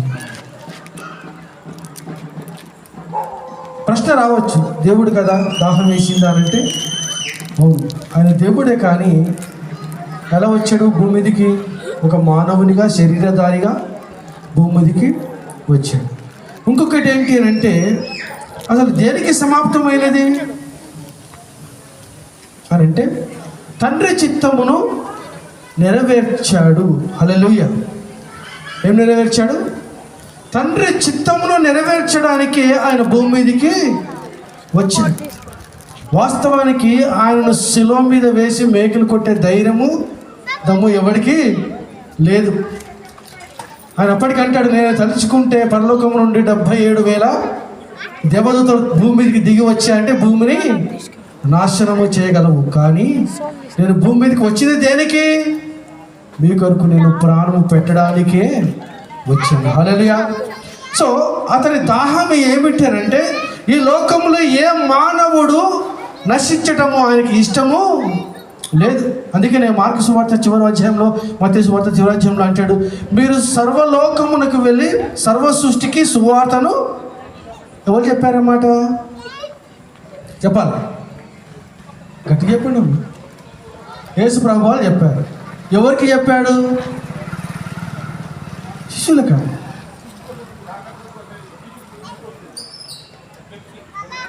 హల్లెలూయా. వాస్తవానికి అక్కడ శిష్యులే ఉన్నారు, కానీ రక్షణ పొందిన ప్రతి ఒక్కరికి అది వర్తిస్తుంది. హల్లెలూయా. నువ్వు రక్షణ పొందావా? నేను రక్షణ పొందాను. అయితే తండ్రి కుమారునికి పని అప్పచెప్పాడు. పని సమాప్తమైంది. కుమారుడు తండ్రికి జవాబు ఇస్తూ ఉన్నాడు. ఇప్పుడు సార్ ఉన్నాడు, ఫ్యాక్టరీలో పనిచేస్తున్నారు. అతనికంటే పైన అధికారి, బాబు ఇది సాయంకాలం వరకు దీన్ని తయారు చేయాలి అని చెప్తాడు. ఓకేనా? సో సాయంత్రానికి ఆయన ఏం చేయాలి? తయారు చేసిన తర్వాత అయిపోయింది, కరెక్టే. కానీ మళ్ళీ ఎక్కడికి వెళ్తుంది? అది క్యూసీ డిపార్ట్మెంట్కి వెళ్తుంది. అవునా? క్యూసీ డిపార్ట్మెంట్ వెళ్ళిన తర్వాత వాడు దాన్ని చెక్ చేసి సర్టిఫై చేసిన తర్వాత ఇది ఓకే అని అంటే ఎస్, సమాప్తము అయిపోయింది. కాబట్టి తాను యేసు ప్రభుల వారు తండ్రి చిత్తాన్ని నెరవేర్చాడు. మరి నీవు నేను మనము యేసు కుమారుని యొక్క చిత్తాన్ని నెరవేరుస్తూ ఉన్నామా? ఏమిటి ఆయన చిత్తము? మీరు సర్వలోకంలోకి వెళ్ళండి, సర్వసృష్టికి సువార్తను ప్రకటించి నా శిష్యులుగా మీరు చేయండి అని. అక్కడ శిష్యులకు ఒక్కరికే కాదు, నీ మీద బాధ్యత ఉంది, నా మీద కూడా బాధ్యత ఉంది. హల్లెలూయా, హల్లెలూయా. తన రక్తాన్ని చిందించాడు. ఇక తన శరీరంలో రక్తం అనేది లేదు, అయిపోయింది, సమాప్తం, అంతే. ఇంకేమొస్తుందంట? నీళ్ళు వస్తుంది. ఎంత నరకం అనుభవించాడు ఆయన అసలు మీద, అయినప్పటికీ నీ నోరు తెరవలేదు. ప్రియ సహోదర సహోదరి, నేను ఒక సాక్ష్యం చెప్తాను. ఆ సాక్ష్యం అంటే రక్తానికి ఉన్న విలువను జ్ఞాపకం చేస్తూ ఉన్నాను మీకు. నేను ఇప్పటికీ 13 సార్లు ఇచ్చాను, 14 సార్లు కూడా మొన్న రీసెంట్గా 14 సార్లు ఇచ్చాను. తర్వాత ఒకసారి ప్లేట్లెట్స్ ఇచ్చాను. ఒక చిన్న పిల్లోడికి హార్ట్ ఆపరేషన్, చిత్తూరు, అతను కిమ్స్ హాస్పిటల్కి వస్తే ఒకసారి బ్లడ్ ఇచ్చింది. అంటే నేను పనిచేస్తున్న సమయంలో ఒక వ్యక్తి వాళ్ళ బంధువులు వాళ్ళు తీసుకుని వెళ్తే అతనికే ప్లేట్లెట్స్ ఇచ్చాను, అతనికి రక్తం కూడా ఇచ్చాను. ఒకసారి అన్న రా అని చెప్పి ఒక సిటీలో పని మీద వెళ్ళి తీసుకెళ్తే మళ్ళీ కిమ్స్ హాస్పిటల్కి వెళ్ళాను. ఇప్పుడు ఎందుకు రా ఈ హాస్పిటల్కి అంటే, లేదన్నా అప్పుడు నువ్వు బ్లడ్ ఇచ్చినావు కదా, వాళ్ళు మళ్ళీ హాస్పిటల్కి వచ్చారు అన్నాడు. సరే అని కిమ్స్ హాస్పిటల్కి జస్ట్ ఇట్లా ఎంటర్ అవ్వగానే అదే కుర్రాడు గంతులేస్తూ ఆ హాల్ అంతా తిరుగుతూ ఉన్నాడు అక్కడ. అప్పుడు నా ఫ్రెండ్ అంటున్నాడు, అన్న నువ్వు రక్తం ఇచ్చావు, ప్లేట్లెట్స్ ఇచ్చావు కదా, ఈ కుర్రాడు ఎలా ఆడుకుంటున్నాడో చూడు అన్నాడు. అప్పుడు నా కళ్ళలో నీళ్ళు వచ్చినాయి. హల్లెలూయా. ఎందుకు? అరే నేను రక్తం ఇచ్చాను కదా, ఒక ఆనందం. క్రీస్తు కూడా ఆనందపడుతున్నాడు. అరే బాధపడట్లే, నన్ను సిలువ వేశానని. హల్లెలూయా. ఎందుకు? నేను చిందించిన రక్తము ద్వారా నువ్వు రక్షణ పొందగలుగుతున్నావు.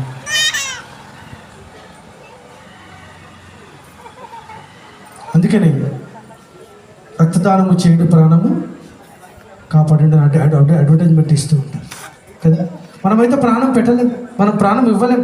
మన ఇంటోళ్ళకే మనం ప్రాణము ఇవ్వలేం. అంతెందుకు?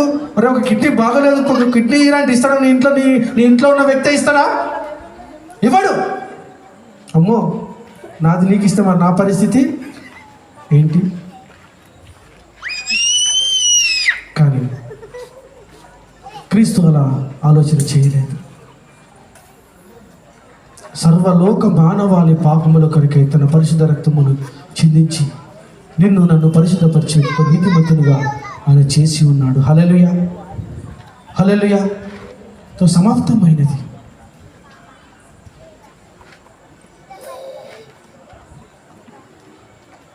దేవుని యొక్క చిత్తాన్ని నెరవేర్చాడు ఆయన. మరి దేవుడు మనకప్ప చెప్పిన పనిని మనం చేస్తూ ఉన్నామా? ఒక ప్రశ్న వేసుకోండి. ఆయన రాకడ సమీపిస్తూ ఉన్నది. నీకు బాధ్యత లేదా? తన చిత్తాన్ని నెరవేర్చడానికి మన పైన బాధ్యత లేదా? ఉన్నది. హల్లెలూయా. ఆ బాధ్యతను గుర్తిస్తూ పోయిన సంవత్సరం ఈ సంవత్సరము డేవిడ్ ఇక్కడ ఈ కూటికను ఏర్పాటు చేశాడు. హల్లెలూయా, హల్లెలూయా. అది బాధ్యత, దేవుడు తనకిచ్చిన పని. అది సమాప్తం అయ్యేంత వరకు ఏం చేయాలి? ఇప్పుడు ఆయన కానీ నేను కానీ ఇక్కడ కూర్చున్న వాళ్ళందరూ కూడా ఏం చేయాలి? చేస్తూనే ఉండాలి. హల్లెలూయా. మా చివరి దినము వరకు మేము కూడా ఆ పరిచర్య చేస్తూ ఉండాలి. ప్రియ సహోదర సహోదరి, కొద్ది మాటలు దేవుడు దీవించి ఆశ్రయించింది కాక. ఇంకా నేను రెఫరెన్స్లకు వెళ్ళేది క్షమించండి.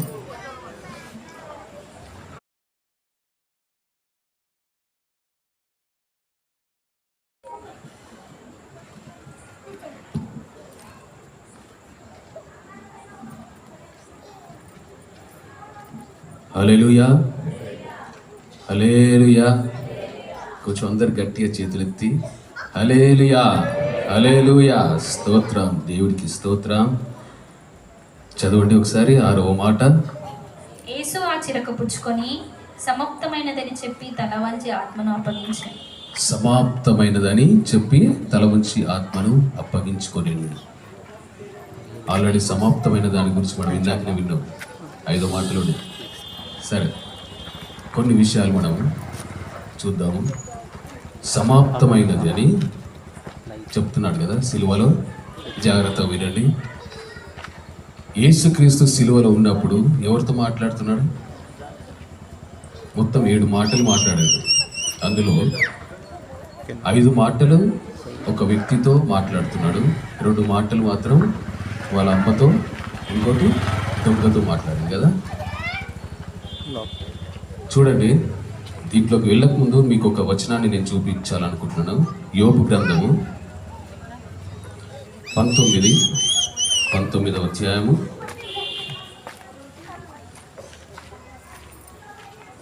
26, 27 వచనాలు చదువుకుందాం.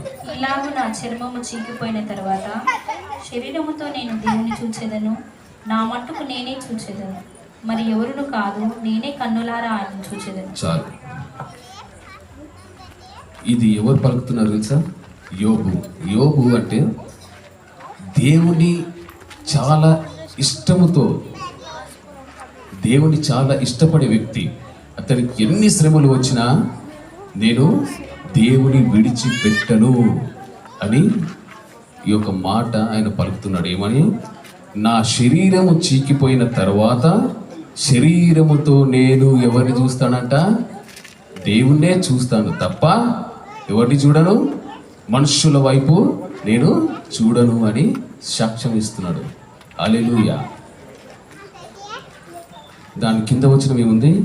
నా మట్టుకు నేనే చూచెదను, మరి ఎవ్వడును కాదు, నేనే కన్నులారా ఆయనను చూచెదనని కూడా చెప్తున్నాడు. నేనే అంటే ఎవరు? ఆ భక్తుడు చెప్తున్నాడు, అక్కడ సాక్ష్యం ఇస్తున్నాడు దేవుని గురించి. దేవునిలో ఆయనకున్న భక్తి అట్లాంటిది. చూడండి, ఒక భక్తుడే సాక్ష్యం ఇస్తున్నాడు. ఏమని? నేను దేవుణ్ణి చూస్తానని సాక్ష్యం ఇస్తున్నాడు. ఇప్పుడు సాక్షాత్తు యేసుక్రీస్తు ఎవరిక్కడ? దేవుడే కదా. దేవుడు ఎవరితో మాట్లాడుతున్నాడు ఇప్పుడు? తండ్రి అయిన యెహోవాతో మాట్లాడుతున్నాడు. ఏమని? ఈ 5 మాటలు కూడా ఆయన యొక్క బాధను వ్యక్తపరుచుకుంటున్నాడు. లేఖనములు నెరవేరునట్లు. చూడండి, ఇక్కడ సమాప్తమైనది అన్నప్పుడు ఇంచుమించు 3 గంటలు అవుతుంది. ఆయన సిలువ ఏ టైంకి వేసారు తెలుసా? ఉదయకాలము 9 గంటలకి సిలువ వేసిన తర్వాత గొల్గోత కొండ పైన ఆ 9 గంటలకు వేసిన తర్వాత దగ్గర 7 మాటలు సిలువలో పలికిండు. 9 గంటల నుంచి 3 గంటల వరకు 7 మాటలు సిలువలో పలికినప్పుడు ఈ మాట ఏది? సమాప్తమైనదని ఎందుకు పలికాడు తెలుసా? 12 గంటల నుంచి 3 గంటల వరకు చీకటి కమ్మింది ఆ దేశంలో. అది కూడా ఒక సూచననే, అది కూడా ఒక లేఖనములో రాయబడి ఉన్నది. 12 గంటల నుంచి 3 గంటల వరకు ఏమైంది? చీకటి కమ్ముకొని ఉన్నది. అదంతా గ్రహించి ఆఖరికి ఏమంటున్నాడు? లేఖనములు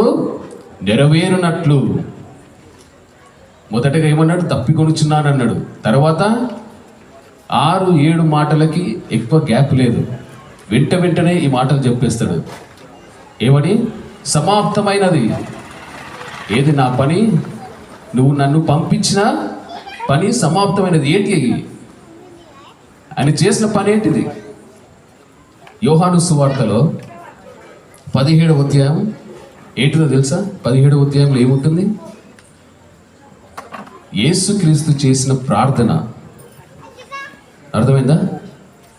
మీరు చదివినప్పుడు మీరు గమనిస్తే మీకు అర్థమవుతుంటుంది. యేసుక్రీస్తు ప్రభుల వారు చేసిన ప్రార్థన 17వ అధ్యాయంలో ఉంటుంది. అందులో 4వ వచనం ఒకసారి చదవండి. చేయుటకు నీవు నాకు ఇచ్చిన పని నేను సంపూర్ణముగా నెరవేర్చి భూమి మీద నేను మహిమపరిచితిని. ఆమేన్. చేయుటకు ఏంటంట? ఎవరు పంపించినారని? యెహోవా దేవుడే కదా. భూమి మీదకి పంపించి ఆయన ఏ పని చేయాలో తూచ తప్పకుండా ఆ పనులన్నీ చేసిండు. ఏం చేసిండు? సువార్తను ప్రకటించిండు, స్వస్థత కార్యాలు చేసిండు, తన్ను తాను నిరూపించుకున్నాడు, నేను దేవుణ్ణని. ఎక్కడ? సిలువలో శ్రమలను అనుభవించాడు. అనుభవించిన శ్రమలు చూడండి. కొరడా దెబ్బలు, 39 కొరడా దెబ్బలు కొట్టించారు. కొరడాలు ఎట్లుంటాయో తెలుసా? ఆ కాలంలో అత్యంత క్రూరులు ఎవరంటే రోమ సామ్రాజ్యం మనుషులే. వాళ్ళలో ఉన్న శిక్షలు మరి ప్రపంచంలో ఎవరు కూడా ఎక్కడ కూడా వెయ్యలేరండి. అంత ఘోరమైన శిక్షలు వారు వేసినారు జనాలకి, తప్పు చేసిన వారికి. యేసు ప్రభు ఏం తప్పు చేసిండు? తప్పు చేయడానికి, నిరూపించడానికి ఏం లేదు. ఒక్కడు పట్టుకున్నారు ఒక మాట. ఏంటిది? యూదులకు రాజు. ఈయన యూదులకు రాజు ఎందుకు అవుతాడు? ఆ మాట పట్టుకున్నాడు. యూదులకు రాజు అంటున్నాడు, ఈయన ఏం చేయాలి? శిక్ష వేయాలి. ఈయనకి ఏం శిక్ష వేసినది? ఇప్పుడు సిలువ మరణ శిక్ష. సిలువ పైన మరణం అంటే సాధారణ మనిషికి ఒక్కరికి వెయ్యారండి. అది ఎవరికి వేస్తారు తెలుసా? దేశద్రోహులకు వేస్తారు. దేశద్రోహులకు వేస్తారు. ఆయన అంత పని ఏం చేసిన, అంత తప్పు ఏం చేసినట్టే లేదు, ప్రూఫ్ లేదు. బట్ ఆ శిక్ష వేయాల్సింది ఎక్కడ? అది నెరవేర్చాలి. దేవుడికి తెలుసు. అందుకే ఒక గొర్రె పిల్లగా తల ఉంచి శిక్షను ఏం చేసిండు? అనుభవించిండు. కరెక్టేనా? అనుభవించిండా? చదువుతున్నావా? మన బైబిల్ చదువుతున్నావా? తెలుస్తాయా మనకి ఈ విషయాలన్నీ? బైబిల్ చదవని వారు ఎవరైనా ఉంటే, దేవుని తెలుసుకునే వారు ఎవరైనా ఉంటే, మీకు దేవుని గురించి తెలుసుకోవాలన్న ఆశ కలిగి ఉంటే సమయం ఉన్నది. మత్తయి సువార్త నుంచి మీరు మొదలు పెట్టండి. క్రొత్త నిబంధన మత్తయి సువార్త అని ఉంటుంది. అక్కడి నుంచి చదవండి. మీకు ప్రతి విషయం అర్థమవుతుంది యేసుక్రీస్తు గురించి. ఆయన వచ్చిండు, ఈ లోకానికి వచ్చిండు, ఏం చేసిండు, ఆయన వల్ల ఏమైంది, ఆయన ప్రాణం అర్పిస్తే ఏం జరుగుతుంది, సిలువలో ప్రాణం అర్పిస్తే ఏం జరుగుతుంది అనేది కూడా మీకు అర్థమవుతుంది. ఏ ఒక్కరు నశించిపోకుండా ఆయన వచ్చిన కార్యం ఏంటి తెలుసా? చెప్పండి, ఏంటిది ఆయన వచ్చిన కార్యము? మొదటి రాకడలో ఆయన వచ్చిన కార్యం ఇప్పుడు సఫలమైంది. ఏంటది? నశించిన దానిని వెతికి రక్షించి, చెప్పండి, తన రక్షించాలనే ఒక వాక్యం. ఏంటది? నశించిన దానిని వెతికి రక్షించాలనే. ఎవరు నశిస్తున్నారు చెప్పండి? ప్రజలు, మనమే. యేసుక్రీస్తు రాకముందు పరిస్థితులు వేరు ఉండే. యెహోవా దేవుడు అనేక సందర్భాల్లో మానవ జాతికి ఏమంటారు దాన్ని? కాషన్ అంటే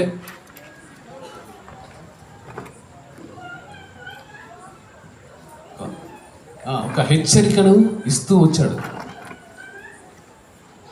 యేసుక్రీస్తు ప్రభుల వారు ఈ లోకానికి రాకముందు మానవ జాతికి ఒక హెచ్చరికను ఇస్తూ వచ్చాడు అనేక సందర్భాల్లో. మనుషులను ఆయన ఎంతగా ఇష్టంగా చేసుకున్నాడు. ఎవరిని? మొట్టమొదటిగా ఎవరిని సృష్టించిండు? ఆదాము అవ్వను సృష్టించింది కదా. ఎంత ఇష్టంతో సృష్టించుంటాడు. కానీ ఏం జరిగింది? పాపంలో పడిపోయినాడు. పాపంలో పడిపోయిన తర్వాత అక్కడి నుంచి మొదలైన చూడు, మనుషుడు ఎట్లా ఉన్నాడంటే ప్రతి నిత్యం పాపం పాపం పాపమే. అంతే. సరే, మనుషులు వింటలేరని చెప్పి నోవాహు కాలంలో ఏం చేశాడు? జల ప్రళయం వచ్చి మొత్తం అందరిని ఏం చేశాడు?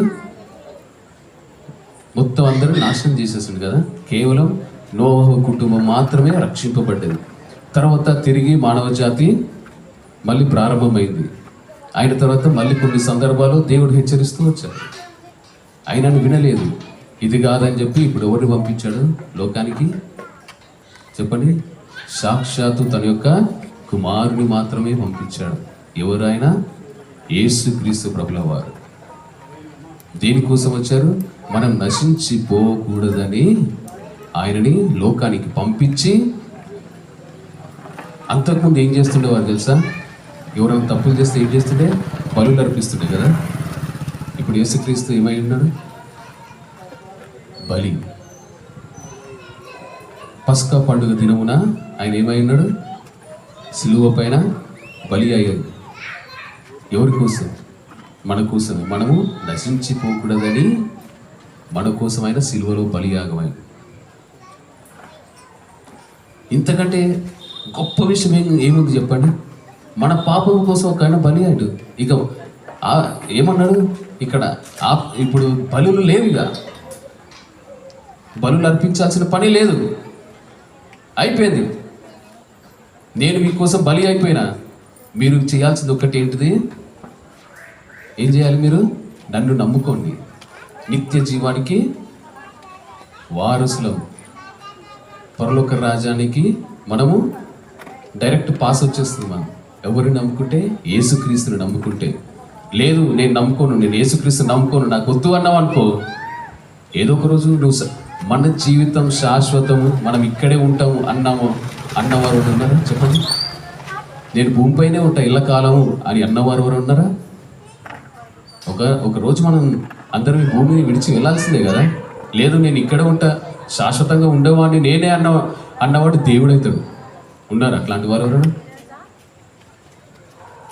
లేరు కదా. ప్రతి ఒక్కరికి మరణం అనేది ఉన్నది. ఒక రోజు మనం మరణించి వెళ్ళాలి. ఎక్కడికి వెళ్ళాలి? ఒకవేళ నువ్వు యేసుక్రీస్తు నమ్మినట్లయితే పరదేశంలో నువ్వు ఆయనతో పాటు ఉంటావు. లేదు నమ్మలేదు అన్నట్లయితే దానికి ఒక జాగా ఉంటుంది. ఏంటది? నరకం. విడిపించబడతావు. డిసైడ్ చేసుకోవాల్సింది మనము. ఆయన మన కోసం వచ్చాడు, తన ప్రాణాన్ని అర్పించాడు. ఆయన తన పని చేసుకొని వెళ్ళిపోతున్నాడు ఇప్పుడు. కానీ మనం ఆయన పని చేయాల్సింది ఉంది. ఈ మాటలు గుర్తుపెట్టుకోండి. మనం రక్షించబడినట్లయితే దేవునితో మనం కలిసి ఉంటాం. ఎన్ని రోజులు ఉంటాం? నిత్యము, యుగ యుగాలు మన ఆత్మ ఆయనతో ఉంటుంది. మనం ఆయనతో ఉంటాము. లేదన్నాం అనుకో నరకమే. అది మనం డిసైడ్ చేసుకోవాల్సింది. మనను మనము పరీక్షించుకుందాం. మనం ఏ పరిస్థితిలో మనము ఉండాలి, ఎక్కడ ఉండాలి, ఎవరితో ఉండాలి, ఎవరిని నమ్ముకుంటే మనము ఎక్కడ ఉంటాం, ఎక్కడికి వెళ్తాం అనేది పరీక్షించుకుందాం. మనము నిర్ణయించుకుందాం. దేవుణ్ణి తెలుసుకోవాలనుకుంటే బైబిల్ ఉంది. బైబిల్లో అనేక విషయాలు దేవుని గురించి రాయబడి ఉన్నాయి. నేర్చుకోండి, చదువుకోండి, ప్రార్థించండి. రక్షణ కోసం మీరు దేవుణ్ణి అడగండి. ఆయన మిమ్మల్ని అందరినీ రక్షిస్తాడు. మీ పాపములు క్షమింపబడతాయి. మన పాపములు ఇప్పుడు ఆయన క్షమించి ఎక్కడ బలియాగమైనాడు? సిలువలో బలియాగమైనాడు. హల్లెలూయా, హల్లెలూయా. ఒక చిన్న మాట ప్రార్థన చేసుకోండి, తలలు ఉంచుకొని. అయ్యా, నా కోసం సిలువలో బలి అయినావు అయ్యా. ఎంత గొప్ప దేవుడు అయ్యా నువ్వు. అయ్యా తండ్రి, నా పాపములు క్షమింపబడ్డాయి తండ్రి. నీవు ఇచ్చిన ఈ గొప్ప రక్షణకై నీకు స్తోత్రమయ్యా. ఇదిగో తండ్రి, ఒకానొక దినమున నేను నీతో పాటు పరదేశంలో ఉండాలని ఆశపడుతున్నానయ్యా. ఒక చిన్న ప్రార్థన చేసుకో.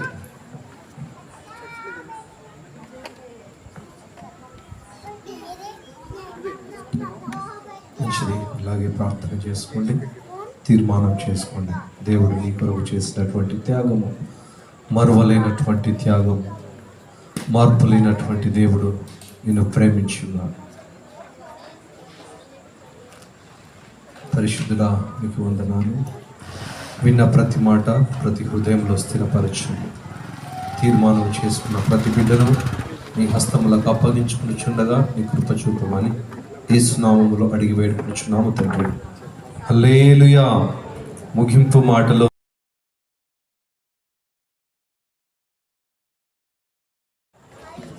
లూకా సువార్త 23వ అధ్యాయం 46వ వచనం. అప్పుడు యేసు గొప్ప శబ్దంతో కేక వేసి, తండ్రి, నీ చేతికి నా ఆత్మను అప్పగించుకొనుచున్నానెను. ఆయన ఇలాగ చెప్పి ప్రాణము విడిచెను. Praise the lord. Hallelujah, hallelujah. సంతోషంగా వారు రెండు చేతులు పైకెత్తి బిగ్గరగా దేవుని మహిమపడతాం. హల్లెలూయా. పాస్టర్ గారికి ప్రత్యేక వందనాలు తెలియజేస్తున్నాను. సంఘస్థులు కూడా ప్రత్యేక వందనాలు తెలియజేస్తున్నాను.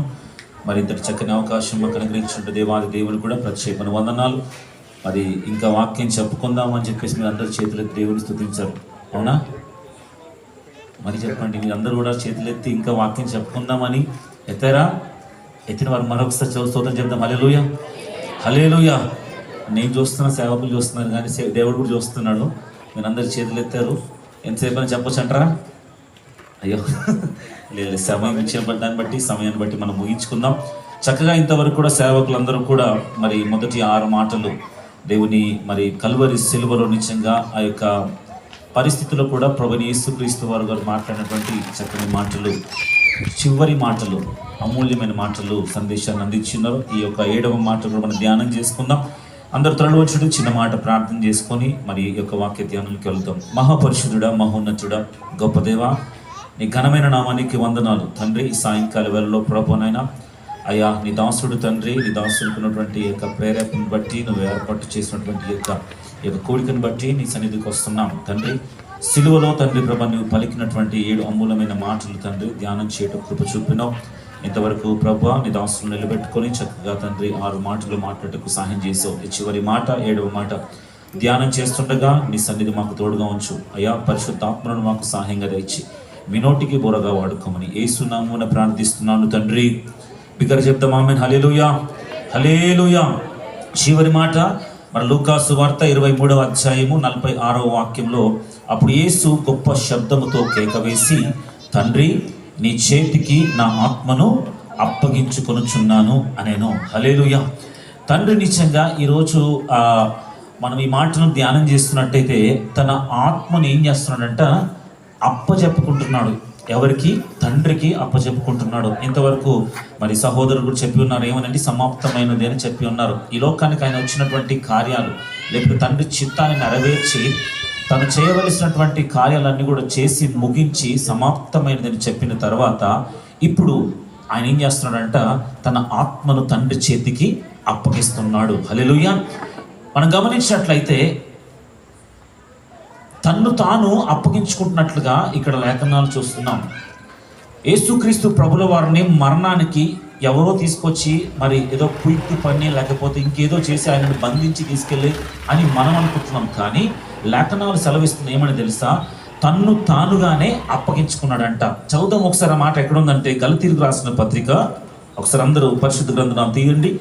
గలతీయులకు రాసిన పత్రిక 1వ అధ్యాయము 4వ మాట ఈ మాట రాయబడింది. ఎందుకు ఆయన తన్ను తాను అప్పగించుకోవాల్సిన అవసరం ఏర్పడిందంటే, మన తండ్రి అయిన దేవుని చిత్త ప్రకారము క్రీస్తు మనలను ప్రస్తుత దుష్ట కాలములో నుండి విమోచింపవలనని మన పాపముల నిమిత్తము తన్ను తాను యేసుక్రీస్తు ప్రభుల వారంట తన్ను తాను అప్పగించుకోగల కారణం ఏంటంట? మొదటిగా ఈ దుష్టకాలంలో, ఈ ప్రస్తుత దుష్టకాలములో నుండి మనల్ని, మన పాపముల నుంచి మనకు విముక్తి కలుగజేయుట కొరకు ఆయన తన్ను తాను ఈ దినం అప్పగించుకున్నాడంట. హల్లెలూయా, హల్లెలూయా. ఆయన ఏదో ఎవరో వచ్చి సైనికులు వచ్చి లాక్కెళ్ళిపోయారు, బంధించారు అని మనం అనుకుంటున్నాం. కానీ కాదు కాదు. ఈ లోకానికి ఆయన వచ్చిన కారణం ఏంటి తెలుసా? ఈ ప్రస్తుత కాలంలో ఉన్నటువంటి ఈ దుష్ట కాలము, ఈ దుష్ట యుగములో నుండి మనలను, మన పాపము నుంచి మనం విమోచింప చేయాలని, మనం రక్షింప చేయాలని ఈ లోకానికి యేసుక్రీస్తు ప్రభువు తన్ను తానుగా మరణానికి అప్పచెప్పుకున్న దేవుడై ఉన్నాడు. దేవునికి స్తోత్రం చెల్లిద్దాం. హల్లెలూయా. హల్లెలూయా. మత్తయి సువార్త 1:21 వాక్యంలో ఈ మాట ఉంది. ఆయన యేసుక్రీస్తు ఈ లోకానికి పుట్టినప్పుడు ఈ మాట మాట్లాడింది. ఏమని రాయిపోయిందంటే, తన ప్రజలను వారి పాపము నుండి ఆయన రక్షించును, అందుకే ఆయనకి ఏమని పేరు పెట్టిందంట? యేసు అని పేరు పెట్టారు. తన ప్రజలను, తన ప్రజలు అంటే ఎవరు? మనం అందరం కూడా ఎవరి ప్రజలమైనప్పుడు? దేవుని ప్రజలమైన మన ప్రజలు, తన ప్రజలను వారి పాపముల నుండి. ఈరోజు ప్రతి ఒక్కరి మీద పాపం మోపబడి ఉంది, నేరం మోపబడి ఉంది. ప్రతి ఒక్కరు కూడా, ఏ మనుషుడు కూడా నిజంగా మరి పరిశుద్ధుడు లేడు. వాక్యం ఉంటుంది, రోమీయులు రాసిన పత్రిక తెలుసా, నీతిమంతుడు లేడు, ఒక్కడును కూడా లేడు. ఒక్కరు కూడా నీతిమంతుడు లేరు. ప్రతి ఒక్కరి మీద పాపం అనే ఒక కాడి మోయబడి ఉంది. అయితే ఈరోజు తన్ను తాను అప్పగించుకోగల కారణం ఏంటంటే, మన పాపములు ఈ దుష్ట కాలంలో, ఈ యొక్క దుష్ట యుగంలో నుండి ఉన్నటువంటి పాపంలో నుంచి మనల్ని విముక్తి చేయడకు యేసుక్రీస్తు ప్రభువు ఈ లోకానికి వచ్చి ఉన్నాడు. హల్లెలూయా. ఏంటి దుష్టకాలంలో ఏముంది అనంటే, ఈ లోకంలో ఉన్నదంతా కూడా ఏంటంట? శరీరాశ, నేత్రాశ, జీవపు డంబము. ఈ 3 లేవు అని వారు ఒకసారి చేతులు ఎత్తారా? ఇక్కడ కూర్చున్న ఎవరైనా ఉన్నారా? మాకు ఈ 3 ఒక్కటనే లేదు పాస్టర్ గారు ఉన్నారా? ప్రతి ఒక్కరి జీవితంలో శరీరాశ కానీ, నేత్రాశ కానీ, జీవపు డబ్బులు కానీ ఏదో ఒకటి కలిగి ఉంది. శరీరాశ కలిగిన వారు, ఒకరు మాకు ఏ శరీరాశ లేదు, మాకు వస్త్రాల మీద ఆశ లేదు, వస్తువుల మీద ఆశ లేదు, మాకు శరీరం మీద ఎటువంటి ఆశ లేదు అనుకుని ఉన్నవారు ఉండొచ్చు. నేత్రాశ, చూసినల్లా కావాలి, మాకు అవసరం లేదు అనుకుని ఉండొచ్చు. జీవపు డమ్మం లేని వారు లేరు. ఈరోజు నిజంగా ఇక్కడ నిలబడి మాట్లాడుతున్న సేవకుల జీవితంలో కూడా చాలాసార్లు మా జీవితంలో కూడా జీవపు డమ్మం అనేది కలుగుతుంది. ఏంటి తెలుసా? ఈ పెళ్లి దిగిన తర్వాత పాస్టర్ గారు, అయ్యారు మీరు చక్కగా వాక్యం చెప్పారండి అన్నం అనుకో, మనం ఏమొచ్చింది? అతిశయం వచ్చింది. మనం ఏమొస్తుంది తెలుసా? ఒక జీవపు డంబం కలుగుతుంది. దేవుడు అంటున్నాడు, ఈ లోకంలో ఉన్న అట్టి దుష్ట కాలంలో, దుష్ట క్రియల నుంచి మనల్ని విముక్తి పరచుట కొరకే తన్ను తాను ఏం చేసినట్టు ఇప్పుడు అప్పగించుకున్నాడు. హల్లెలూయా. ఇంకోటి, తను అప్పగించుకున్న గల కారణం ఏంటి తెలుసా? ఆయన మనల్ని ఆయన సొత్తుగా మార్చుకున్నటకు. చదువుదాం ఒకసారి ఆ మాట కూడా ఎక్కడుందో ఒకసారి అందరూ కూడా లేఖనాలు తీరిని. తీతుకు రాసిన పత్రిక 2వ అధ్యాయం 14వ వాక్యంలో ఈ మాటలు రాయబడింది. తీతుకు రాసిన పత్రిక 2వ అధ్యాయం 14వ మాటలో, ఆయన సమస్తమైన దుర్నీతి నుండి మనల్ని విమోచించి సత్క్రియలందు ఆసక్తి గల ప్రజలను తన కొసరము పవిత్రపరుచుకొని తన సొత్తుగా చేసుకున్నటకు తన్ను తాను మన కొరకు అర్పించుకున్నాడు.